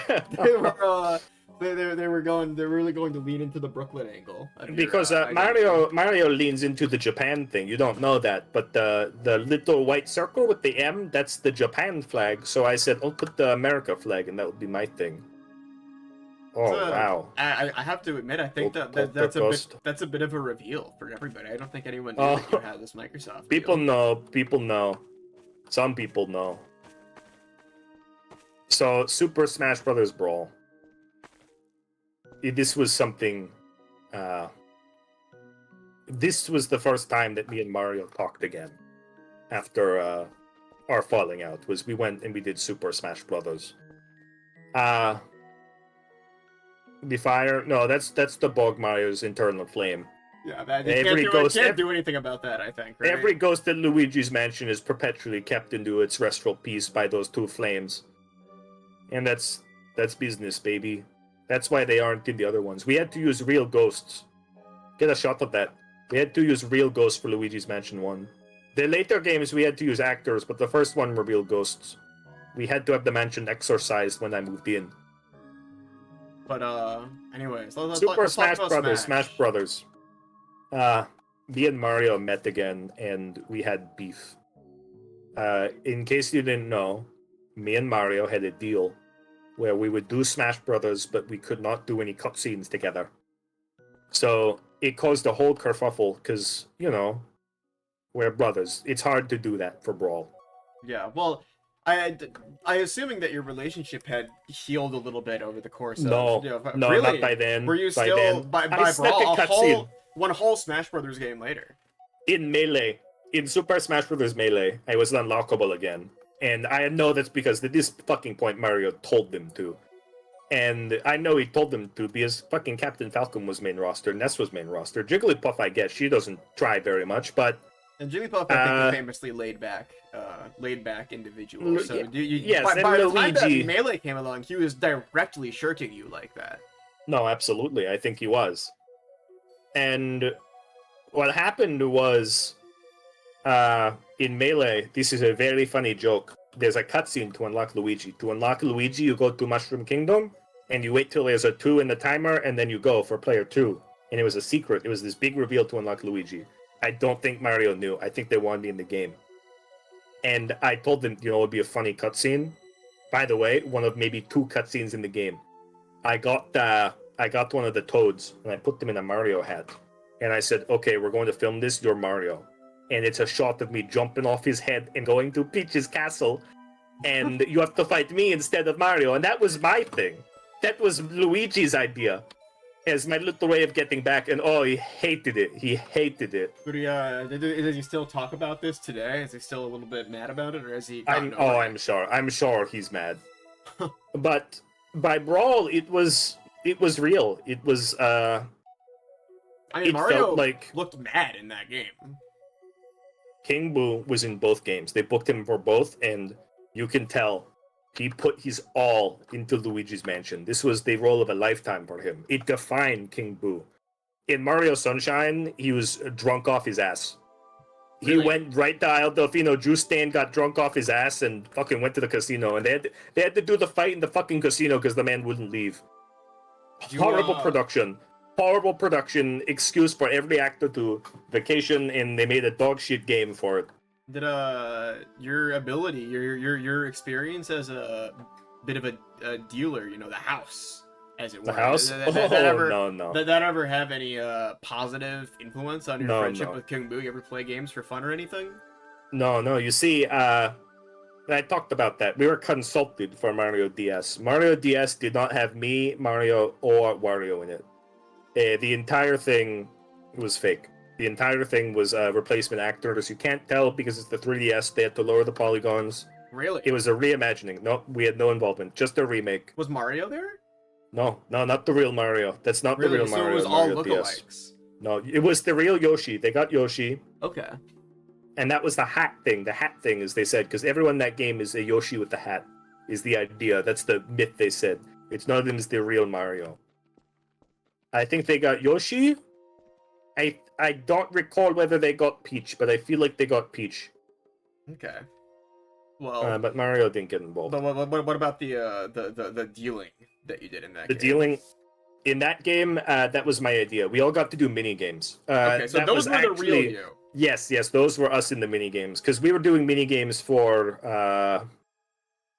what's it called? New Super Mario Bros. That one. That was the one. Okay. And New Super Mario Bros. In case you don't know, I am also a secret character in. They kept pushing me in. Mario didn't want to work with me, but Nintendo said, we want Luigi. Everyone loves Luigi. And it was everything. You don't understand how much it takes. How much Nintendo has to respect somebody to say, we're going to go behind Mario's back and make you a secret character. But they did. Luigi's Mansion was huge. Mario Sunshine was bad. Super Smash Bros. Melee comes out. Everyone loves Luigi. I have new moves. My up B, my big punch, my explosive punch, that was real. No CGI. No CGI on the big punch. Really? No, not really at all. Luigi Missile was CGI though. That one's CGI. Ask if you could do that. No. I can't do Luigi Missile, but I can do the big punch. And the memories. Balcony actually does remind me of something. We're talking about Balcony Toad, the toad who helps you Balcony save. Toad. This actually, I feel like I want to get back to some of the questions that viewers asked. Amy asked, which Toad is the coolest to hang out with? You would think it would be Green Toad. Really? You would think so. Not. Green Toad is my favorite Toad. I think every Toad looks great in the green hat. It is actually Purple. Purple Toad is my favorite one to hang out with. Yes. What about Purple Toad? I don't know. He's a laid-back personality. Blue Toad is a hard worker, but he's locked in. Mm-hmm. Blue Toad is a bit too locked in. You ever meet someone who's too locked in? Oh, absolutely. They try too hard. Yeah, sometimes it almost feels like no matter what you do, they're trying to upstage you in it for no real reason. Blue Toad exists to work. And Yellow Toad is completely different. Yellow Toad feels like he's barely there. Yellow Toad is filling a paycheck. He likes to hang out with Mario and the princess and eventually do his own thing. Yeah. I'm going to go for a little walk just while I speak. Alright, that's fair. So, Yellow Toad, he's there because... I'm sorry, I'm just getting... Oh, happy Easter, by the way. Oh, yeah. Happy Easter. There are a lot of things in this room that I feel we could ask about, but I do want to talk about these toads first. We can come back. We can always come back. No, you see, Yellow Toad is a sort of special case where they needed someone to fill in because the princess, after Toadsworth lost election, This is getting a bit ahead of myself. I'll come back to that one. But we needed a Toad, and Yellow Toad was the best Toad that we had. Oh wow! But, oh my old setup. Oh wow! You know I invented this. I invented this one. This is the L monitor. One of them for scrolling and one of them for watching.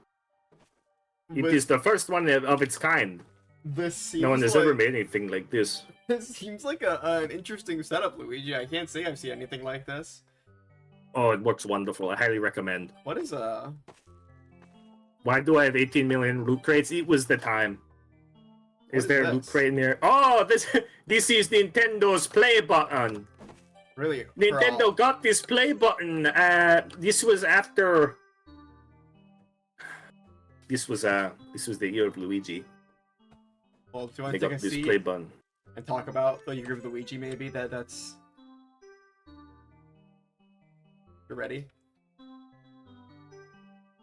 I don't think so. I don't think yet. Not yet. But well, I will say last thing. You can finish talking about it. I would, yeah, I would like to finish that talk on Brawl, and I also still want to hear about Purple Toad. So Purple Toad is simply the most like Luigi. Purple Toad, he worked with us in Galaxy, but that was it. Galaxy is when we started working together again, by the way, me and Mario. Because after how was the relationship by then? We had Brawl, and in Melee I was better than Mario. They made my moves better. In Brawl, I think they made mine worse. And we met again in the unlockables. They told me you have to talk to Mario.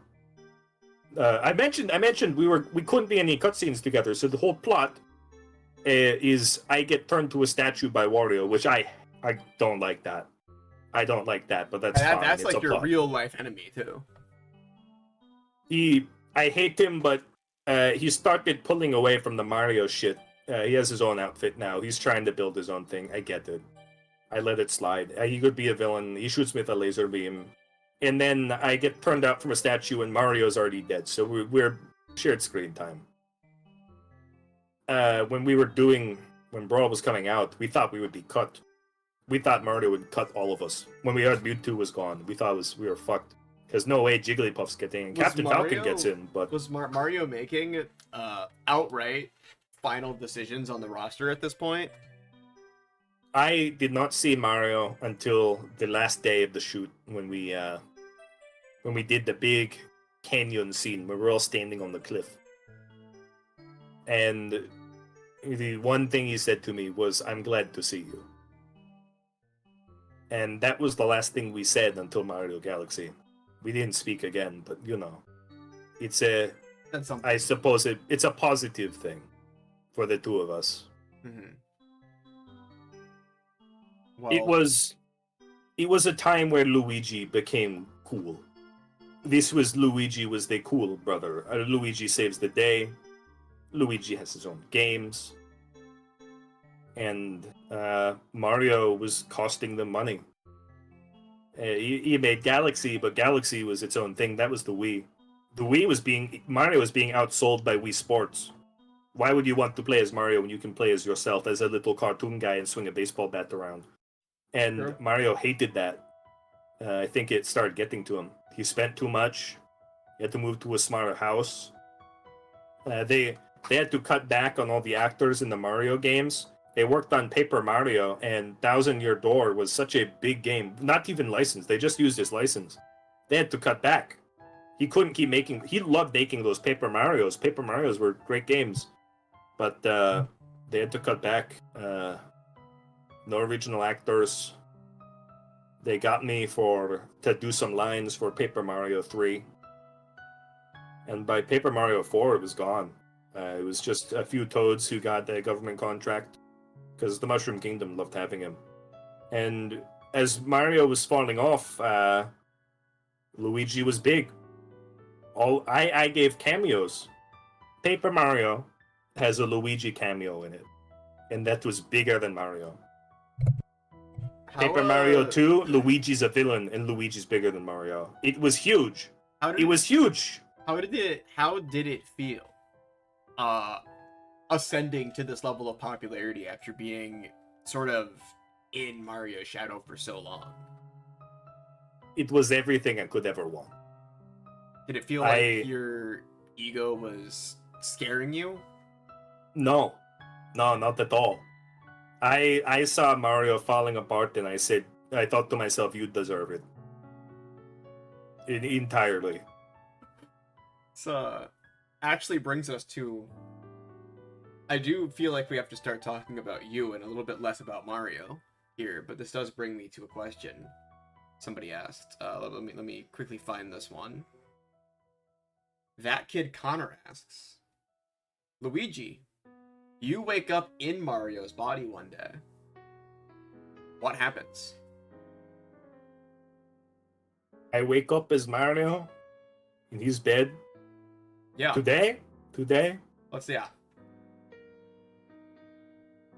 I don't tell anyone. I live one day as him. I go to the castle. I look at the toads as I go to Toad Town. I wave to them. I think about, I let myself be loved. It's this room. For the life of me, I don't remember. YouTube, congratulations. This is congratulations, PewDiePie. They sent this to the wrong house. They sent this to the wrong mansion. That's not mine. He spelled million wrong on it, too. I think this might be a bootleg. I think this is a bootleg. How'd you end up That's a with this? ridiculous thing to put in my house. The room's the same. What is Big the Cat. We worked with Big once. He was supposed to be in Super Smash Bros. Brawl. They thought he'd be bigger. And Sonic Adventure 2 came out, and then Sonic 06 came out, and they were thinking Big the Cat would be... Cats were big, They thought they'd be the big thing. No. It feels Don't like go in Big the Cat. This feels like a bedroom with a lot of different walks of life associated with it. I mean, what's this on the bed? I think this was the guest room. Do you ever have any interesting guests in the mansion? Only the Toads. Really? No one else? That's what I mean. Purple Toad came to the mansion occasionally. Well, back in the day, we didn't have guests over, but back in the lobby, the ballroom, those things were popping. Because it was Luigi's town. We had Miyamoto here. You know how much it takes for Miyamoto to come to the Mushroom Kingdom? Really? This was how much the I idea. also haven't seen him in any of the games. No, he does not like to show up. He played a couple of the Miis, though. He did a couple of the Miis. But back then, it was top of the world. There was this sign that Mario was going to be Player 2. The idea was New Super Mario Bros. Would have a sequel. And it would be New Luigi. Would be the thing that was coming. Mm-hmm. And they were going to ease into it. They gave Mario a new game on the Wii. They gave Mario new Super Mario Bros. Wii. And I was in that one. Because we wanted to make this work. We wanted to make something happen. And Mario knew it. Mario knew that was his last call going down. And I talked to Nintendo. Oh, hold on. I talked to Nintendo. Oh, the Chauncey room? The Chauncey room? Yeah, I'm excited. I don't know what's in any of these. I've got no clue what's in any of these. Paperwork from 2013. We actually have a question about this exact room. Do we?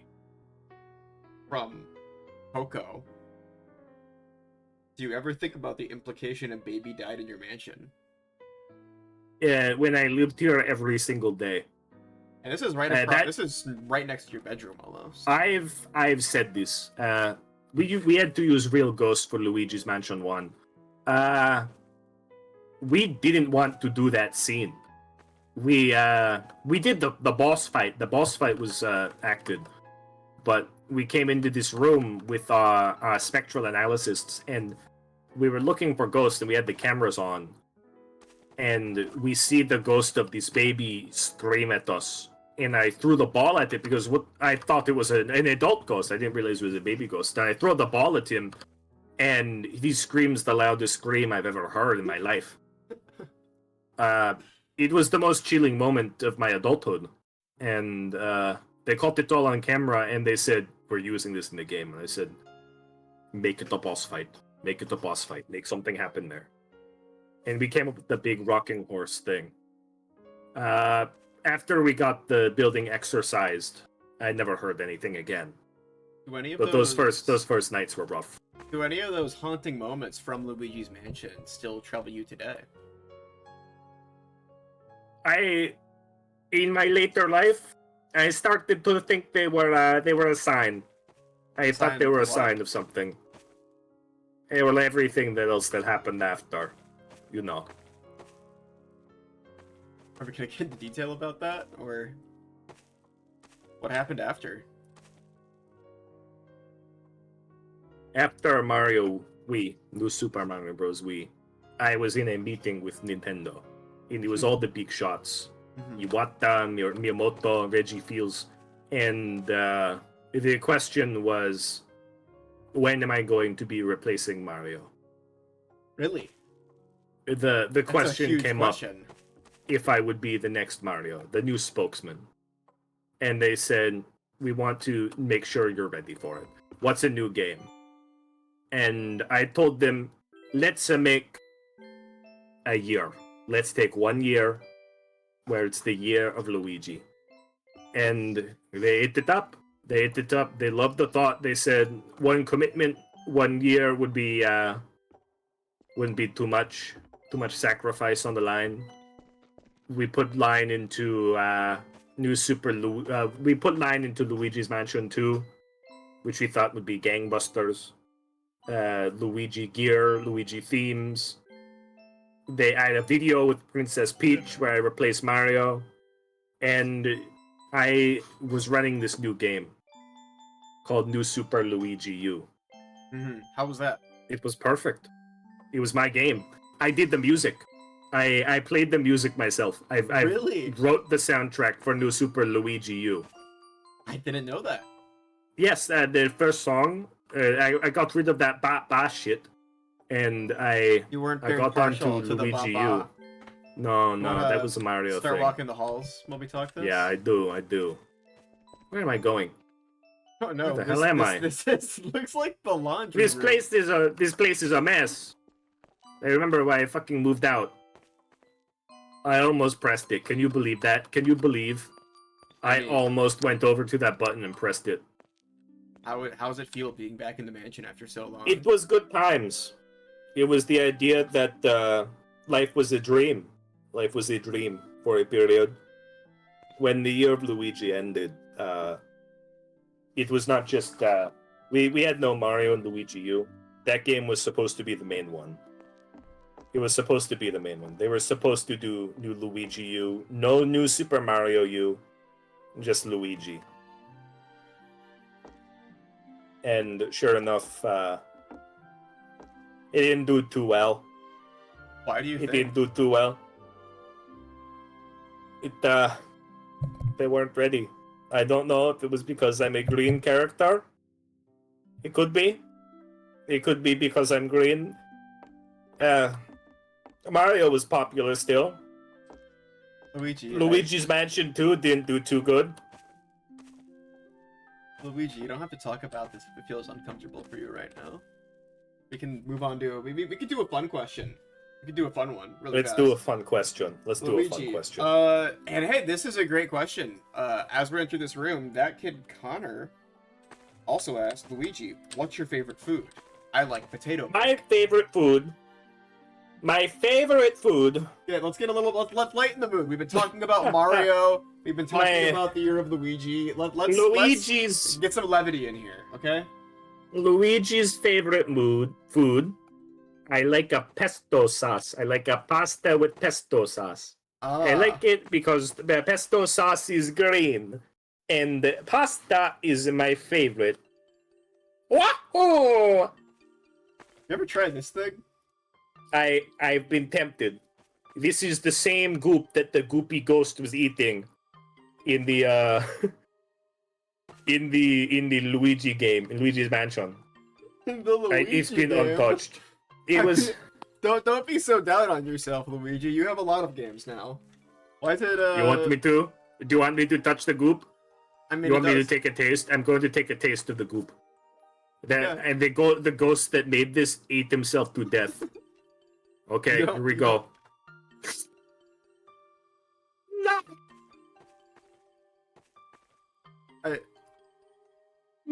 Yeah. Oh, no! Oh! Oh! Luigi, It's not good! No! It's not good! Luigi, this has been here for... Don't touch the goop! It's been here for 11 years, Luigi. Don't!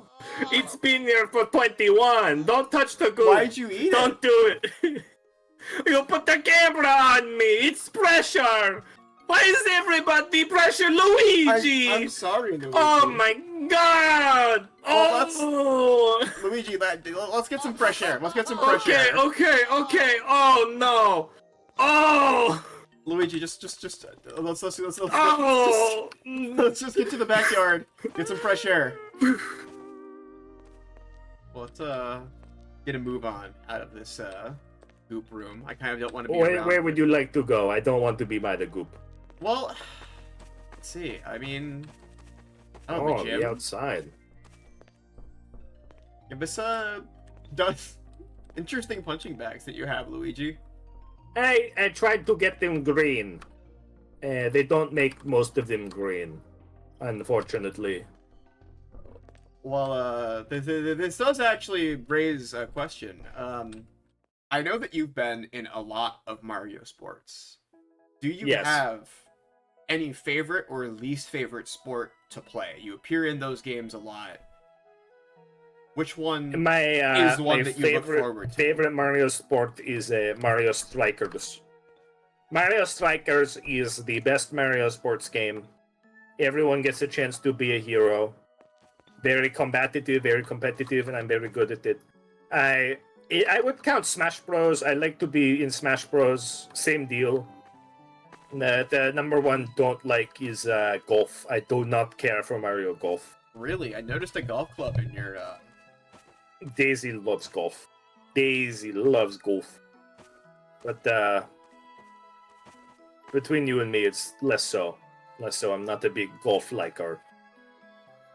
Any, Are there any other things that Daisy likes to do with you that you're not too partial to? That I'm not too partial to? No, I love a Daisy. Daisy is the brightness in my eyes. She, after everything that happened after the year of Luigi, when we lost everything, they took back the mansion. They took back the deal. Mario got new Super Mario U. They've replaced my game. I became a DLC pack. Well, we could sit and talk about it. I'll talk about it. When after Luigi U, I had all this money built up, all these gold coins to say I'm going to be the next Mario, and suddenly after 1 year of an attempt, it was gone. And before I thought of, I'm being player 2, right? I'm player 2, and nobody gives me any respect because I'm player 2. I need to become player 1, and I hit a point in the year of Luigi where I was player 1, and it was not. The weird thing that happened is nothing changed. Nothing changed. Being player 2 wasn't the problem, it was being Luigi.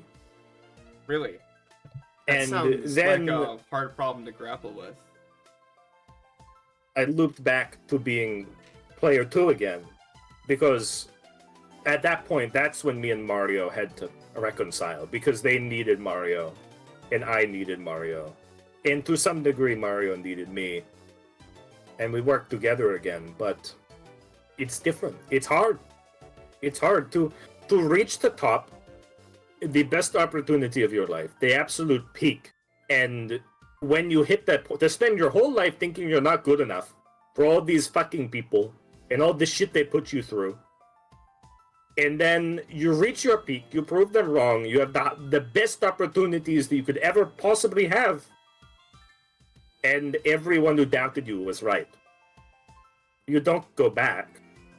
You don't suddenly become the number one again. You don't become Luigi.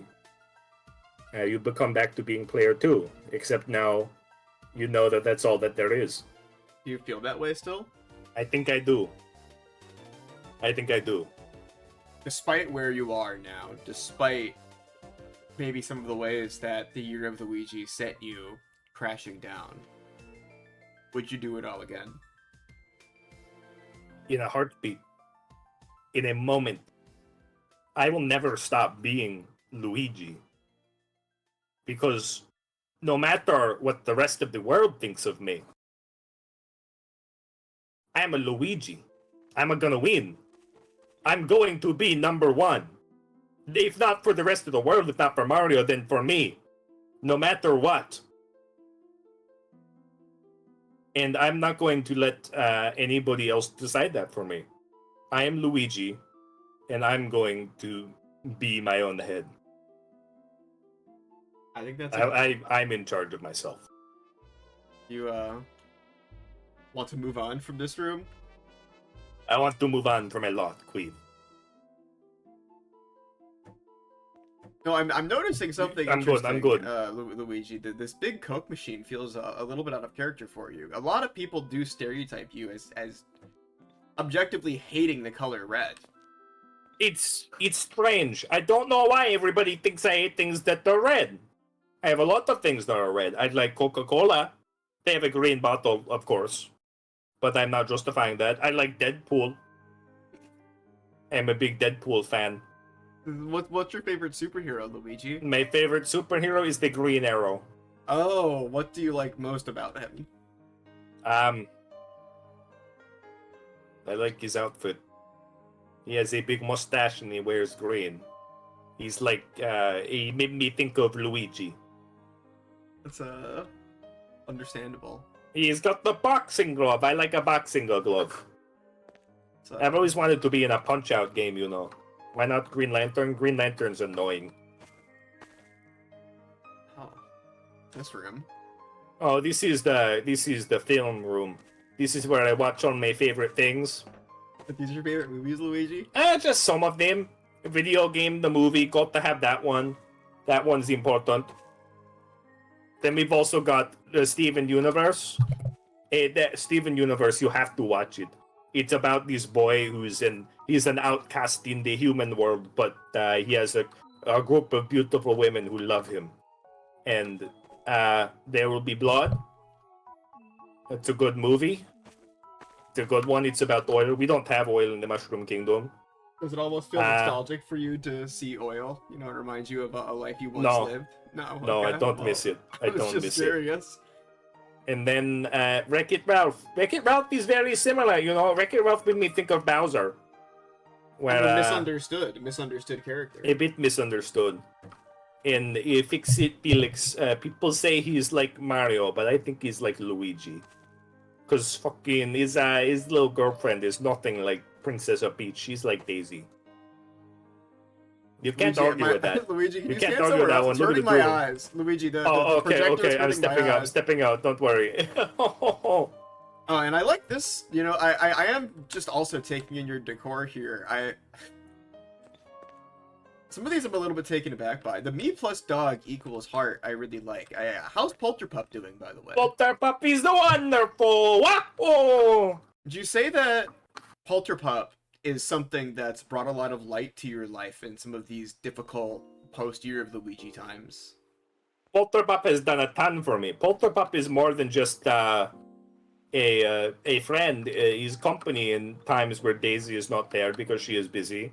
He keeps the house full. He gives me something to do, something to care about. That's not Luigi. And I don't even have to feed him. Are there any other residents of the Mushroom Kingdom who you like to hang out with, who you get along with? Or... Yoshi. I love Yoshi. I bond with Yoshi a lot. Yoshi is my vent friend. He's my... people have like a pillow friend who... You ever hear of a pillow friend? I've never heard of a pillow friend. It's a pillow friend is a friend that is always there for you to lie on, and to shout into when you need to. Okay. And Yoshi is my pillow friend. Yoshi is there to help me whenever I need it. I don't think they necessarily They don't share maybe the same feelings with me, but I think it's important. I think it's important to have somebody like that. And Yoshi is a very good listener. Yoshi is that when my head feels off, they straighten my head back on. I love Yoshi. That's great to hear. I'm glad that despite everything, you do have people who you can turn to. I think there is nothing more important than being open with your feelings, in my opinion. You ever been open with Mario about some of the ways you feel about him? You want to check out some different rooms? I think I do. Right, Luigi? Upstairs is a lot of things. I think upstairs is the more interesting part of the mansion, personally. Little bit. Oh, wow! Oh, the grand dining room.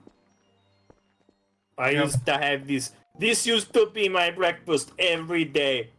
Every single day. Which part was your favorite? Did you like the... Oh, what?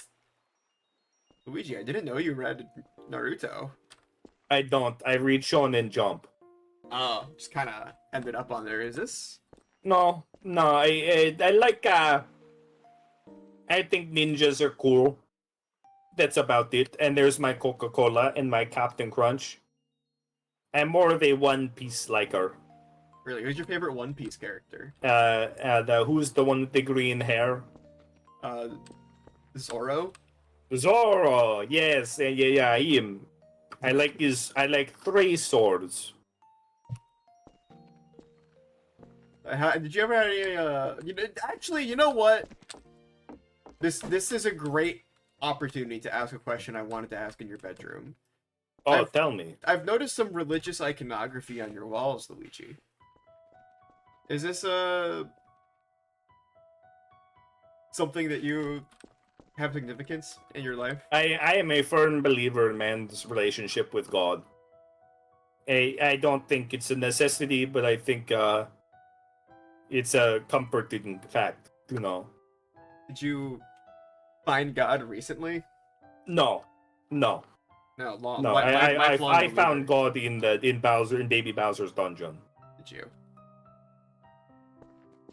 Well, let's move on from this room. Oh, wow.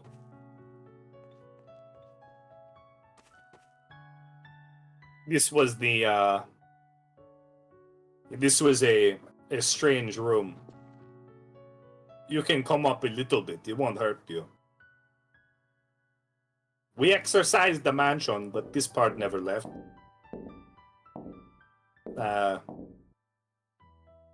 We were working on the script. We thought we had to have Mario in the game, so he showed up for the beginning and the end. And we were doing the scene where I was gathering all of Mario's things. And we came across this room, and we decided to film here. How was it? This is not really a room like any other that I've seen. I think it's a good place to think. Do you do that? Or did you do that often? I did it a lot. Here? I was gathering all of Mario's things. And I was doing my deal. I was making my new game. And I thought,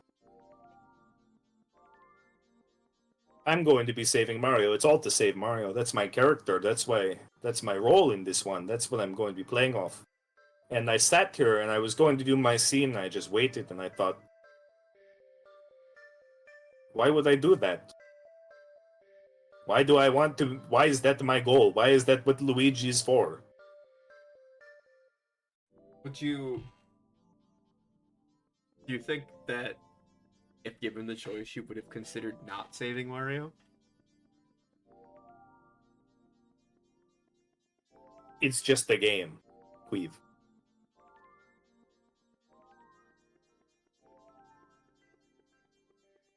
I care about Mario. He's my brother. is important to me.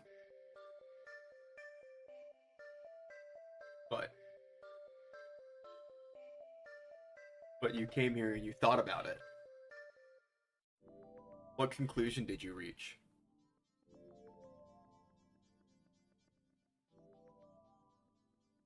I tried to do the Year of Luigi. Is this where that idea came from? This is where I thought I could be something else. I could be more than just player 2. And I looked out into this black void and I said, I'm going to be something. I'm going to be something else.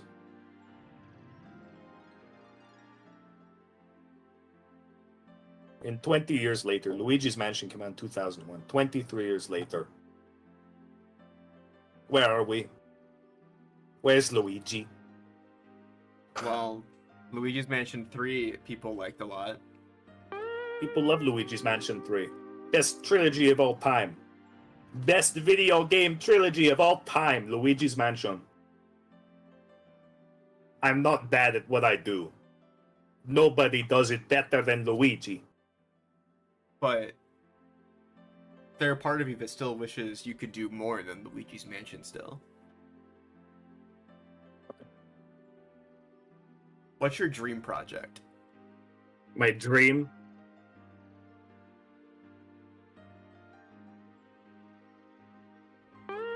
I want one game.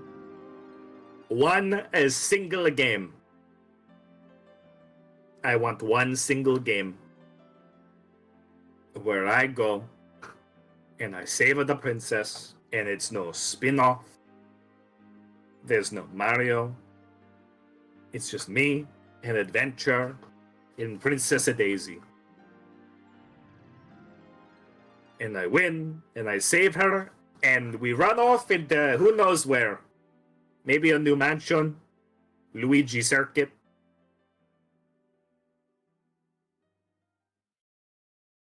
Something new. And maybe we don't come back. Maybe we don't make another game. You sometimes just wish you could live a life of solitude with Daisy like that. Something away from the expectations and the fame. All of the time. But you know, that's being Luigi. That's a part of being Luigi. And if there's anything I'm good at, it's being Luigi. You wanna look away to this floor? Absolutely. Oh, look at this. This is the game room. Oh, mamma mia. Oh, wow. Oh, this place, this place has not aged well. Oh, no. You don't think so? Oh, no. Oh, no. What don't you like about this place? Oh, boy. I think this pizza box has been here for 4 years. 24 years. Well, let's just, oh, mamma mia. Let's just not take any bites of... Oh, my Indiana Jones action figure! Wow! Oh my god, I've been looking for this. Mamma mia. He even comes with his, I don't know what he comes with. This, pink He's a pink object. Object. I love Indiana Jones and there's a pink object. Oh. The decor is really interesting to me here. What's this, is it a gun case? I live in a mansion. Yeah? Of course it's a gun case. You think Luigi doesn't have a weapon? You think it's weird that Luigi believes in self-defense? I guess I just, didn't expect it. I had to get it from Brooklyn. I had to import it. Not have what does Mario think about that? Dude, I don't think Mario knows. Look, I think I can handle anything the Mushroom Kingdom can throw at me. You know, I'm not too worried about being attacked by a Goomba, but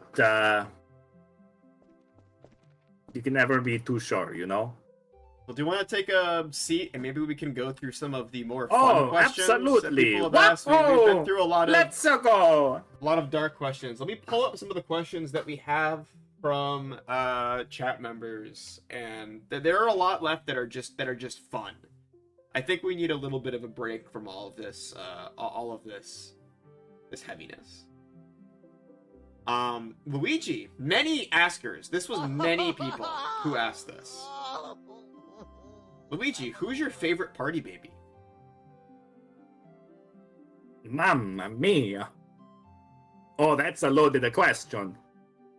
I think I have to relate to Synth Radio's Player 2 energy.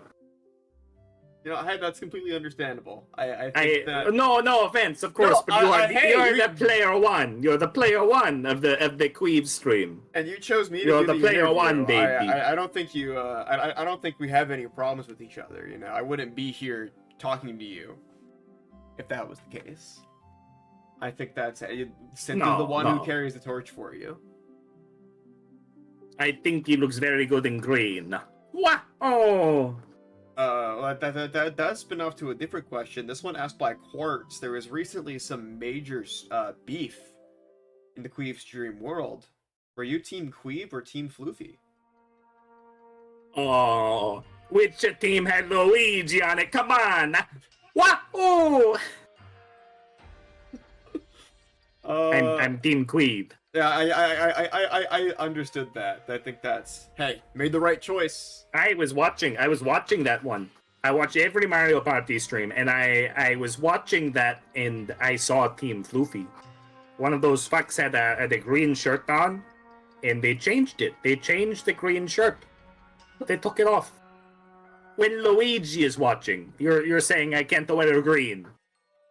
The green shirt isn't good to wear, and then there and then it's I know who's getting my bet.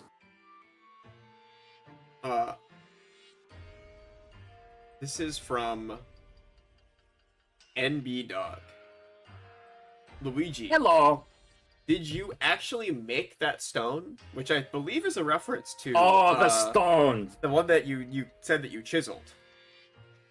I have a bad relationship with the YouTube poop community. Mm-hmm. I think they made a clown of Luigi. Really? I thought that a lot of them made you out to be right in that situation. Do you remember? The stone is one thing. And I did make it. That interaction, that was not in the script. We had a funny little laugh about it, me and Mario. It was a better time. I made the prop. We were out the props. We called for a football, and I chiseled it. Out of stone. I said, "Hey, Mario, look at this. This will do." And he got my ass about that. Got hit on his ass. It's funny. It's a good scene. Great TV. But those YouTube freaks really ran by it. So it wasn't actually really ran that one. It was really you and Mario working on the yes, the cartoons were us. The scenes in Brooklyn were not us, but the cartoon, that was us. That was the golden days, right by Mario 3, right when we were blowing up. How did you got Princess, Toad, me, Mario. How did you feel about your portrayal by those live action actors in Brooklyn? I think that was the most balanced that me and Mario have ever been. You think so? 100%, no question. What about the live action Mario movie? Were you involved in that in any way? The I think 90s? No, we were not involved. I love that movie. They shaved my mustache. They got rid of the Luigi mustache, which is a problem, but I came out of that movie and I was going to shave. I was going to shave the mustache. I said, I'll be like the movie. The movie was great, but the movie did terrible, so I couldn't shave the mustache. They said, Luigi, no, you need it. You need to look like Mario. That movie, I got to be my own Luigi. That movie is everything I could possibly want. Do you think that... I mean, that movie, I think, famously, the love story that it has is Luigi and Daisy, not Mario and Peach, correct? And in that movie, there's no player 2. neither one of them is a player 2. They're both player 1. They're just brothers. They're just the brothers. Like every brother should be. It should never be this fucking back and forth issue. Do you ever feel like, in a way, if you had stayed in Brooklyn with Mario, if you two had never gone to the Mushroom Kingdom, do you feel like you would be happier in some ways? It's too far. It's too far. Maybe we don't get all this smoke, all this celebrity life. But there's other things, you know. I never meet Yoshi. I never meet Princess Daisy. I get along with the Toads, with Peach, the Koopas. I love the world. I love the world we live in. But, you know, if everything is a double-edged sword, if I was in Brooklyn, something else would have happened.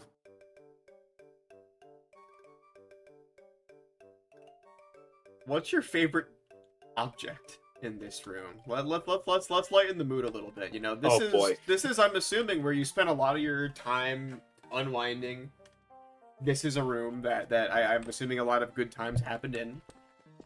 Is there anything here that you really have a fondness for still? The Luigi eggs on the table.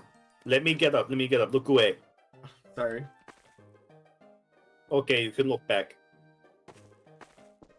The Luigi eggs. These were a pitch back when we were looking at Luigi U. I was going to look like this in the merchandise. Really? Look how cute he is. Look at the cute little guy. This one's smoking. Oh, no! No! No! Who put that there? Whoa. Mamma mia! Yeah, Luigi, for having a... Oh, no! Whoa. Do you have a problem with smoking? In my mansion, I do. Well, Go outside. Go to Bogmeyer's crypt. Why do I do that in Luigi's game room? But these guys are pretty. These are fun. No, they're adorable. Do you feel like you've grown up a lot over the past 11 years since you really were in this room? You know, it's weird coming back because it's like looking into a different world. These are all of my favorite things. Kung Fu Panda, video games, the Addams Family pinball machine and GoldenEye and the Nintendo 64. All of my favorite things. But I'm looking at them with new eyes. You sometimes... And they don't look... it's not that I feel different, but they look different. It's like looking at the painting, and it's different than it was before. But you don't remember what it used to look like. I think the one exception to that's probably the Indiana Jones action figure. The Indiana Jones, this is just like the day I lost him. I'll make sure that we get that back in your... yes, please do, please back in your Hummel on the way out. Oh, you remembered! Whoa! Of course I did. Whoa! Mamma mia. Well, what do we have here? Good question. I think we can... Well, there's an attic and there's an attic and there's a basement. So... Oh my god! Oh, what the hell is that? No! Let's go. I don't like this mansion. I don't like this mansion. Oh my goodness. Oh my god. Nobody had told me that would be there. Oh no. Oh my god. Oh, what's going on? Forgot a couple dollars here, I think, Luigi. Oh no, all of these money are worthless. People don't tell you that. All the money in Luigi's mansion was prop money. That's why we couldn't use gold coins. We couldn't get enough gold coins for the production, so we used paper prop money. What's going on in this room, Luigi? What the hell?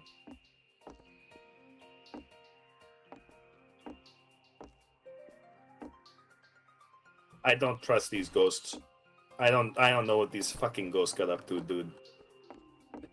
I want like out. I'm leaving. I'm leaving this room. That feels like a weird one. I don't really understand what the purpose of that room is. You know, I never went up to the attic. I never went up to the attic in the mansion, and I don't care to keep coming back.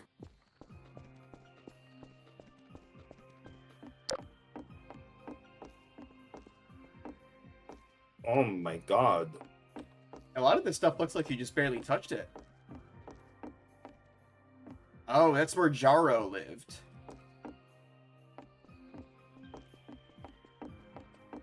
I have no memory of being up here. Oh my god. Oh my god. Qweave, you're scaring the shit out of me. What am I doing? Oh! Oh, the power-up room! Oh my god! Looks a little bit like the storage for you. Oh, absolutely. I this was for my favorite power-ups in my VHS tapes. Okay, I have to say something. I've noticed a lot of these in your house. Oh my god. Oh no. Oh no. Mamma mia. Have I ever got to cancel my subscription? Oh no. Oh my god, I have to look at my bank statement. On the way out, we might have to see if there are any of these getting rained on outside. 1, 2, 3. These are monthly crates. Oh, this is years.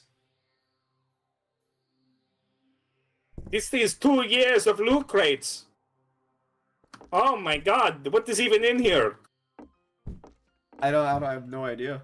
I'm not touching it. Maybe I can return it. I think they might have some policies for that. Oh, you have another Addams Family pinball machine. I like the Addams Family. I love Uncle Fester. Hey, you know what? Luigi, you and I are seeing are you a Fester? Are you a Fester head? I have a copy of Fester's Quest right next to me. Oh my goodness. As somebody who worked heavily in the NES, did you ever meet Uncle Fester? No, I did not meet Uncle Fester. We did the one NES game, and no, we did a few. We had a few, but never with Fester's Quest. A lot of the games that were not Nintendo, they never looped back around to us. They never came back. We were touching on this a little bit when we were talking about Smash Brothers. Were there any other, non-Mario franchise, non-Mushroom Kingdom characters in the Nintendo world? People who you interacted with, maybe even characters outside of Nintendo who you really outside of Nintendo. With. We had Tails. I love Tails. Tails is great. The unlockables. I don't know where I'd be without them. I think we can move on to the basement.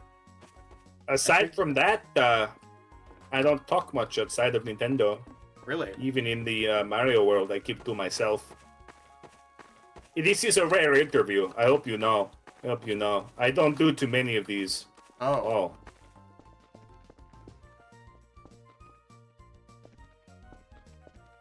This is a little bit low clearance. You're looking great, by the way. Oh, thank you, Luigi. I'm feeling pretty good about myself today. We haven't talked all that much about some of the events of Luigi's Mansion. Now, was Luigi's Mansion entirely fiction, or was this one based on anything that really happened to you?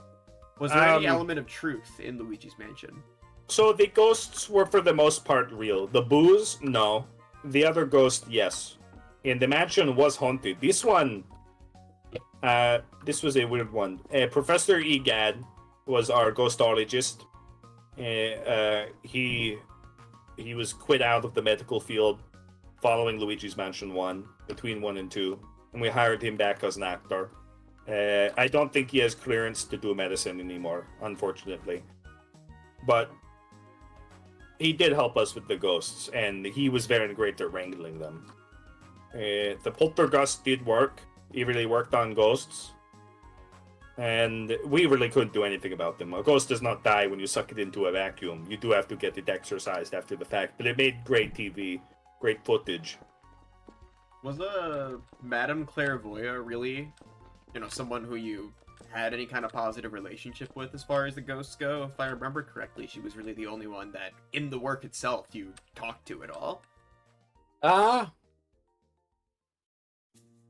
You know, she's a future teller. She tells you what she thinks is going to happen, and I needed something like that at the time. So I did consult a little bit with the ghost. Just a little bit. Do you know about the year of Luigi? No, I did not know the year of Luigi.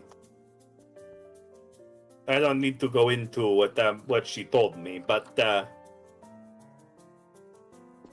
I'd say it was that good things were coming for Luigi. So you know, I keep on waiting for him. Let's move on to the basement. Oh yes, mamma mia. Oh hey, you want to see a big jump? Get down there. Get a shot of the big Luigi jump. Like here? That's perfect. That's perfect. What? Oh! Oh boy! That was pretty impressive. Oh man, Miyamoto would kill for that one. That was a great jump. Kind of. Oh! What? There. I see a skull in here. I see a scary skeleton. Oh, that's probably from Mr. Bones. Oh, I forgot about Mr. Bones. Probably bits of him left over. Now, Luigi, I do have to comment on your diet. I like mint chip. That's pistachio. Well, I like pistachio too. Is that the problem? I eat the green ice creams. Yeah, it's on the nose. Who cares? Did you have a birthday here? Did I have a birthday? Just seeing this cake. I'm going on to the next room. Ah! Oh, what? I'm not going into that room. Oh, look at this. Look, you're going to love this. Oh, We shot the Mario scenes in here, so I thought it would be fun to put Mario's guest room. He never visited, but this is it. Get a load of it. What? Is something wrong? Is something wrong? Oh my god! Oh! What the hell? What's Mario? What's on this? What is that? What is this? Oh, that's Nickelodeon. It's the new season of SpongeBob. He must have been on this whole time. Yeah, that's weird. Was there anything you really were thinking about when you were putting this room together for Mario? I wanted to make him mad. We have obviously the Boo Ball, the most annoying thing in the world. The Sonic Crash Bandicoot. Sonic's the big one. People act like Sonic was the big problem with Mario. He hates Crash Bandicoot. He hates Crash Bandicoot. I don't even know why. I don't know why. He just hates him.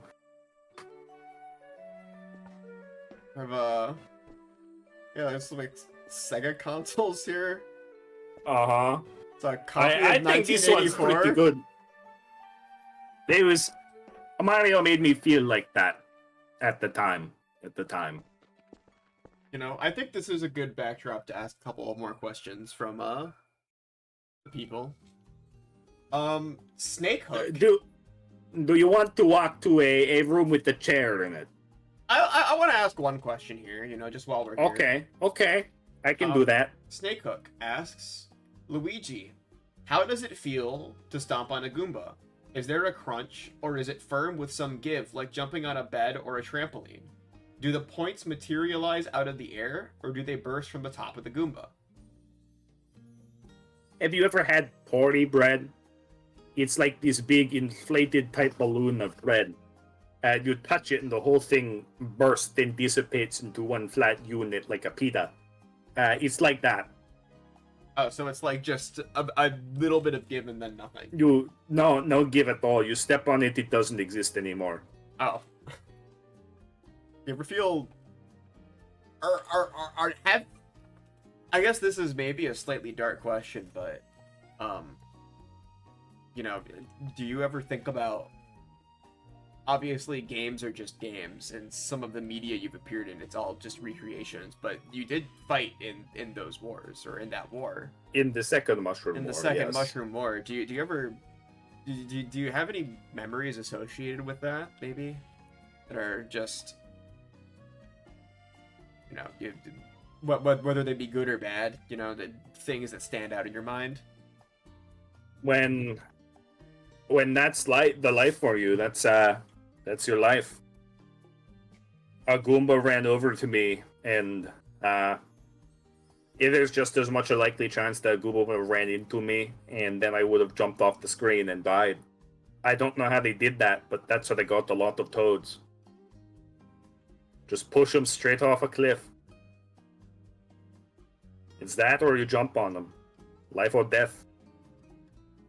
Do you have any regrets about anything that you did in those times? No. Not at all. I think we did the right thing. Want to move to your bedroom? Yes. Did we want to do... Oh my god! Oh my god!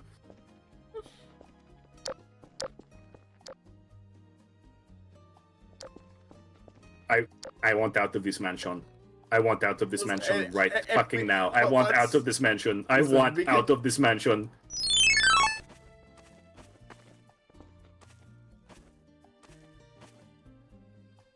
Luigi?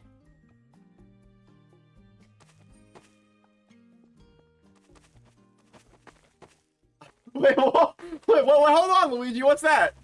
If there's a fucking ghost in here, I'm not going to stand for it. I'm going out. Okay, let's get out of here.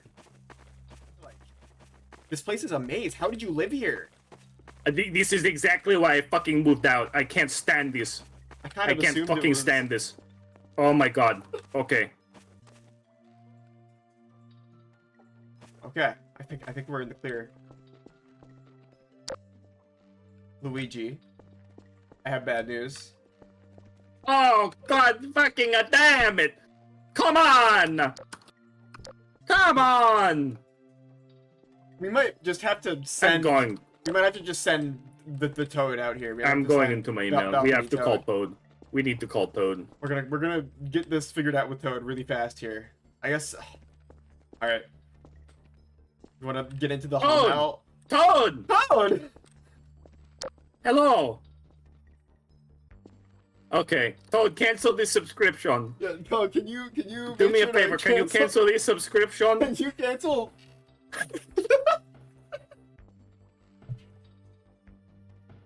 I love that Toad. I love Toad. New favorite Toad. You're awesome, Red Toad. You're wonderful. Let's get out of here. Let's leave. Let's leave. Get to the car. Toad, watch your back, by the way, man. I'm really afraid for whatever's. Oh my god! What? There's like something in there. Where? It ran right across the entrance.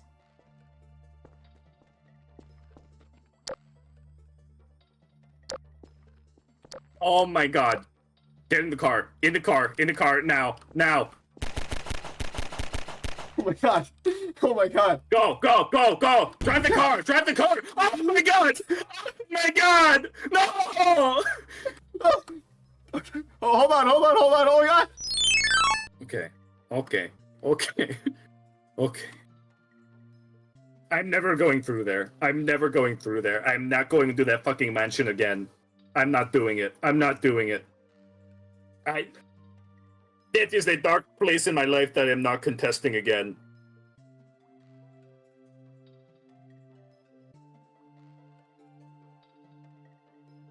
I'll be fine. I'll be fine. Oh, sorry. Qweave, sorry. That explosion muted your mic. I see. I was scared for my life. Give me a break.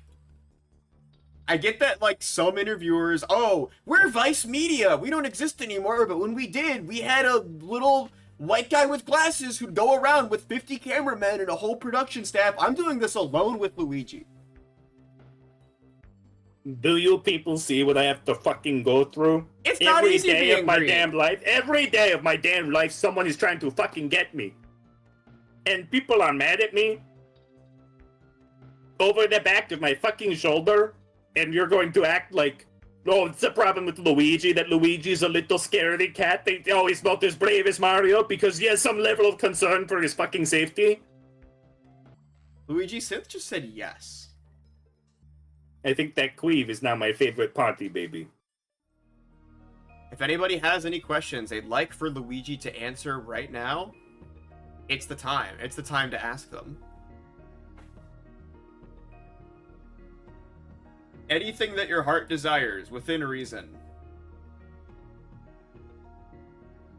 I don't think Mario is in rehab. That's not a real question. Unless he is. Luigi, is Mario in rehab? No. Longcryer Cat asks, who has the bigger ego, Mario or Sonic? I think Sonic is under the influence of something. I don't think he has an ego. Every time I've talked to that man, it's like he's on another fucking dimension. Well, alright, that's fair. You speak to him, he's on another planet. You'll talk to him for 5 straight minutes, think you're having a fucking conversation, and he's gone. He leaves. God, there are so many good ones. I'm actually having a hard time. Come on, keep on going. Come on. That Connor asks, what is your proudest moment? Proudest moment? Despite everything, Luigi's Mansion U.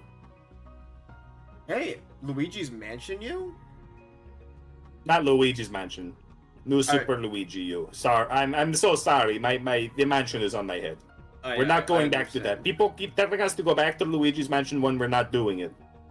Yeah, we got the remake. We got the remake, Luigi's Mansion remake. That's a remaster. We got the footage and we scaled it up. We're not going back to the mansion. Mela asks, pancakes or waffles? Pancakes or waffles?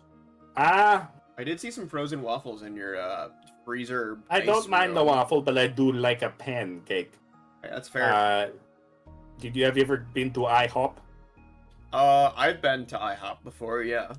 They opened one in the Mushroom Kingdom. Really? Because, yes, they have a deal with Illumination, and Illumination has a deal with the Mushroom Kingdom to make the new Mario movie. Which, not a great fan of. They cut all my scenes. But, they made a Grinch meal. They had a Grinch-themed pancake meal. And I got to say it was the best meal I've ever had. Best pancake I've ever had. IHOP Grinch meal. Look it up. They made the Grinch movie, and they had these delicious green pancake. Soul HT asks, are you balding? No. Alright, no, next I have question. a full head of hair. Mario's balding. Don't listen to him. They make this propaganda where he takes his hat off in the games. If you wonder why they keep taking his fucking hat off, it's because he's got the great big bald spot. It goes straight around the rim of his hat. Quartz says, Luigi, a trolley has lost control of its brakes and you stand in front of a lever to switch its tracks. However, 4 people are tied to one track and 1 person is tied to the other. Which track do you send the trolley down? Who's the one person? It doesn't matter who the person is. It could be anybody. It's just like anonymous people. I think that question is a matter of your opinion on the existence of fate and what it means to interfere with fate. And I think the proper thing to do would be to rapidly switch the lever back and forth, because then it's truly fate. It's like holding the joystick when you're choosing a star in Mario Party. You feel like that's putting it in God's hands, in a way? Absolutely.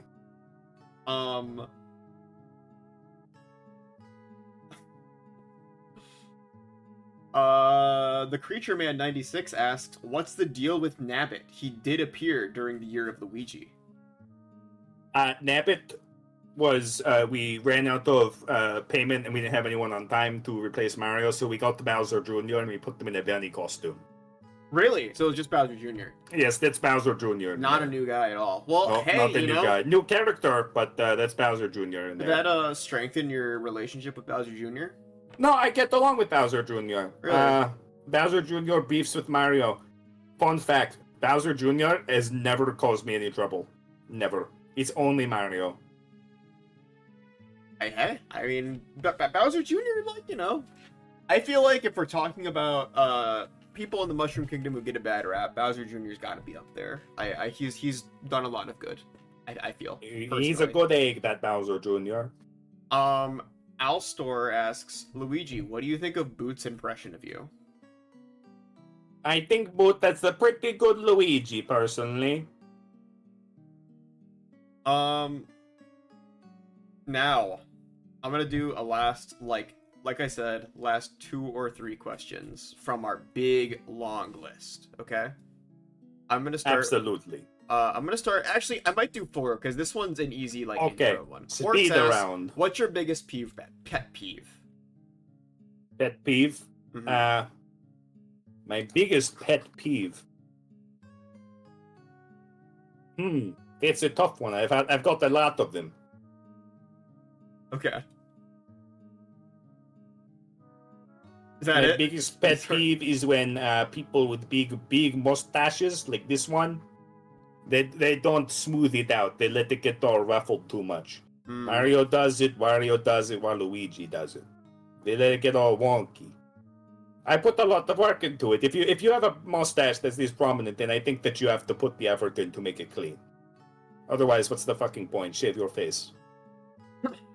I have a lot of respect, I think, for the effort you put into Thank you. People don't notice. You know? I mean, Luigi's Mansion famously has like a massive laundry room. Did you know, in every game, the shirt I wear is a completely different shade of green? I didn't know that. I tried to match it. I tried to match it to the theme of the game. For Luigi's Balloon World, I have this nice little slight... You can't see it too much because it's just the color of the sky bouncing off, but it's got a little blue tint to it. And it plays excellently. It feels like you're soaring if you're next to me. Oh god. Okay, this one's a little bit dark. But I do think we have to cross this one off our list. Okay. Fecal Ranger asks, Luigi, how would you react to Mario's death? It would be tragic. It would be sad. Is that your opinion? You want to leave it there? It would be a lot. It would be a lot. What do you think of the fan art of you dating Bowser? From Dirt. I don't approve of it. I have things smooth with Bowser. Not that smooth. We had that bit with the big YouTube poop thing. We talked about it. Mm-hmm. A lot of rumors came out about Luigi being gay. People say gay Luigi. For 3 years of my fucking life. Maybe 5. Maybe 6. Gay Luigi. All I hear. Did that make you self-conscious? Absolutely. And I love my gay friends. I love Green Toad. Are there any real trailblazers for gay rights in the Mushroom Kingdom? Anyone who really stands out? Yoshi's gay? No, Yoshi is LGBT. Okay. That makes a lot of sense. I think I want to get off of this topic. Okay. Asks, Luigi, how do you feel about this week's FGC discourse? That being new fighting games are too easy and too many people are playing them and liking them. Tyler asked that one. I think the best fighting games are ones that have only one combo, only one cool move, and once you get good at it, you win. I think that makes the best fighting game. I told that to the developers of Super Smash Bros. And they gave me a very cool command grab. And I can kill you, I can beat you in 2 moves if you get good. So I think every fighting game should be like that. I think I perfected the formula. Hey, you know what? I feel like at this point, a lot of people in the fighting game community would probably agree with you. Oh, favorite bird. Birdo. Are you friends with Birdo? Oh, Birdo's great. I hang out with Yoshi a lot, then Birdo hangs out with Yoshi a lot. I want to wish, good moment. I want to wish Birdo a happy day of trans visibility. Hey, shouts out to Birdo! Let's fucking go. Big shouts out to Birdo. Huge day for Birdo. Maybe wear a green bow in the next game.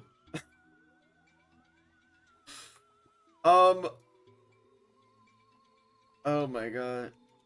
This one is a complicated question.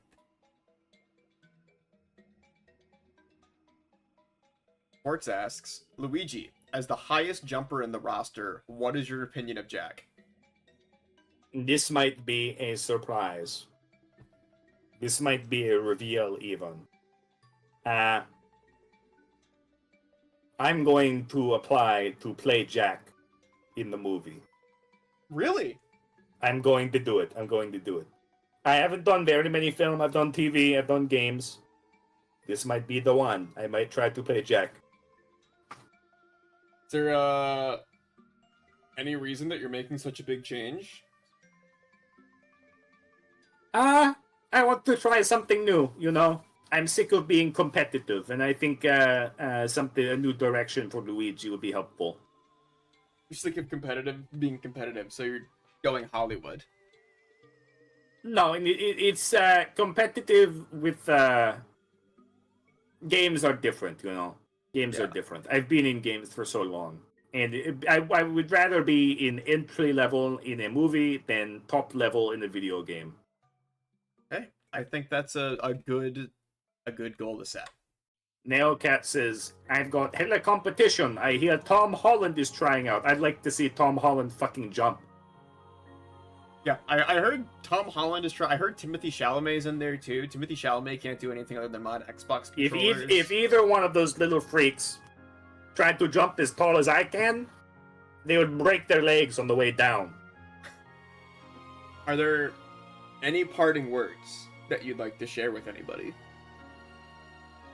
I'd like to thank you for having me on. I'd like to thank Boot for inviting me. I'd like to thank the Party Babies for your organization in the support of Luigi. And I'd like to thank Toad for keeping my mansion almost up to date. I hope that you do well and that you're not cursed by that, what you saw. And I'd like to thank you, the audience, for listening in to me, Luigi, as I explain my sides of my life and story. I hope this has given you a perspective on me. I hope that everybody here, everybody who always, you know, there's a lot of talk about Luigi. I hope that this has given everyone here as much of a new look at things as it's given me. I feel like this has done a lot for a lot of people's perception of you already, and it hasn't even ended yet, you know. Thank you for coming out here, Luigi. I think it's pretty. It's nice to see you get out and come out of that shell a little bit and do an interview. Well, thank you. And you don't see, and hey, like, you don't see a lot of you. I haven't seen Mario give an interview. I think this is a really new thing that you're going for. I think it would help him. I think Mario could use some interaction with the world outside of his zone. Well, I have learned a lot. I have to. Thank you so much for having me. Thank you. Everyone say thank you, Luigi. Thank you, everyone. Thank you, everyone. It's a long way here from the Mushroom Kingdom. Absolutely. It's a big warp pipe. I'm sorry that going through your mansion ended up, you know, ending on a bit of a sour note. I promise that I'm going to try and get Toad to send that Indiana Jones action figure out your way, though. I think we can figure something out. Oh, please, please. I think I saw a warp pipe up in the attic, so we might be able to just shove it through there and see what happens, maybe. I'm sure we can figure something out. But, to everybody out there, everyone out there listening, I hope this has given you a bit to think about. Good night. Good night. Bye-bye. Oh, wait. You should put Boot on for the fan art. Oh, well, are you Don't okay step outside. I'll step out the door. Don't worry. Goodbye. Thank you all so much for having me. Bye-bye. Bye-bye.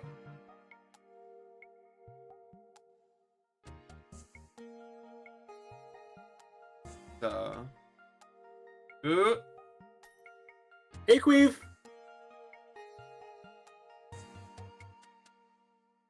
Hi. Hi. Hey, everybody. I missed Luigi. No, I saw him. I was in the back. I was by the camera. All right. I didn't go to the mansion, though. I missed that. What the fuck? I think this is... What the hell? Funny. He goes in the spade hole. Oh.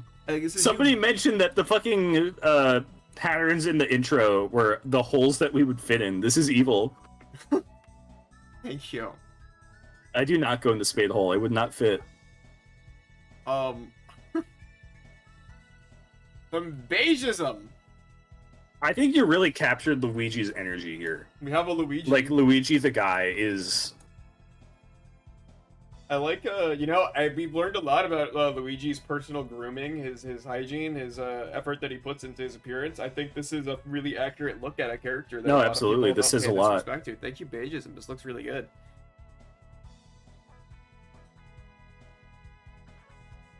From Bundy, we have Luigi canceled. I think Luigi got uncanceled. This was early, I think. I think this was like very, very early.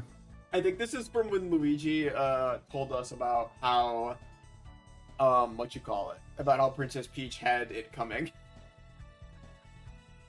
Which might not be a popular take with a lot of people. I think I saw a few people in chat not very receptive to that idea, but hey, you know what?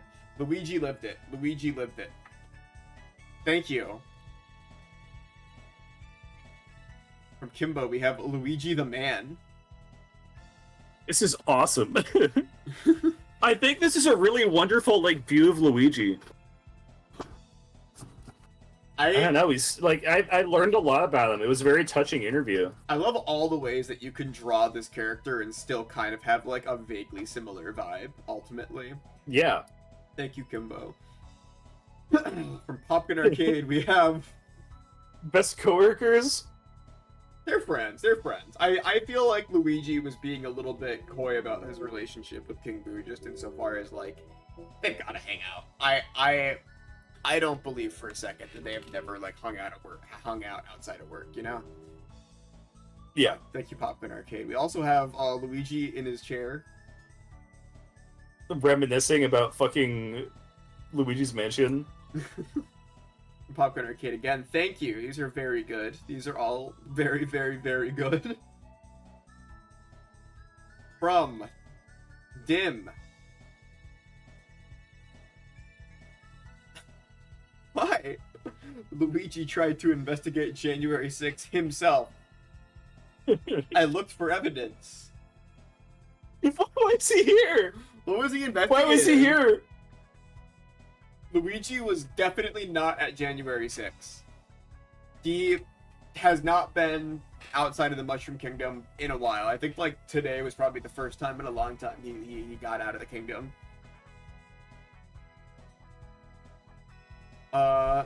From Gwen, long prior. Cat. Oh, Mario and Sonic. Mario and Sonic in the Cold War. The Nintendo and Sega War. Dude, one of the Cold War. Yeah, the Cold War. It was a dark time. A dark time for the Mushroom Kingdom. This goes crazy. I love sharing fan art, and it's all just pictures of, like, Mario and Sonic and Luigi. Yeah, but it's so cool. I'm glad that any of Luigi's, you know, statements stirred anybody into creative energy. From Mockroach, we have 3 different variations of Luigi sitting in his chair. But I think this is, like, kind of the progression of the stream, I think, is what's interesting about this one. Luigi's conversation slowly turned this direction. Got a little bit dark. I think this is awesome. I love all of these drawings of Luigi a lot, actually.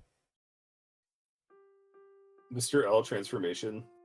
Also from Gwen, we have green and purple. I've never looked better. We got Luigi in the purple overalls. Dude, he's bringing them back. It's true! Big true! Actual fucking facts. This is super good. Thank you. I think they should bring back the purple overalls. I'm completely on I do his side too. I'm there. with Luigi on that one. Yeah, I think that it's actually Daisy likes them. They took Why it away not? from him. Yeah, if Daisy likes it, everyone should like it. And last but not least, I'm so glad.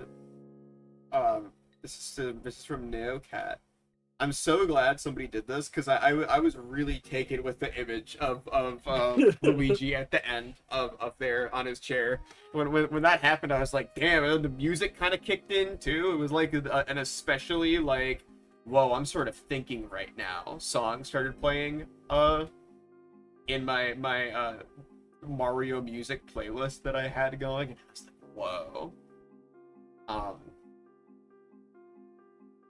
Luigi, hey, he's just thinking. He's just in his thinking chair. Luigi at the end of everything. It is his thinking chair. Thank you everybody for coming out tonight. Thank you for supporting us in our first ever interview. We've never done an interview before. First ever. I feel like we did an alright job for being something. No, I think we did a great job. I do feel like you could have handled some more production stuff. I was a little bit scared out there at Luigi's mansion when the ghost. I'm sorry. I wish I was with you. I didn't think it would be a big like problem. Yeah, I was a little bit scared there. But other than that, it was all right. Yeah. Thank you all for coming out, though. I need to drink my ass some fucking water. Absolutely. Thank you. Goodbye, everybody. Good night. You're all everybody, wish Luigi luck in his journey getting cast as Jack. I think that'll be really exciting if that can happen. I'd pop off if he manages to pull it off. Good night, everybody. Bye. Bye.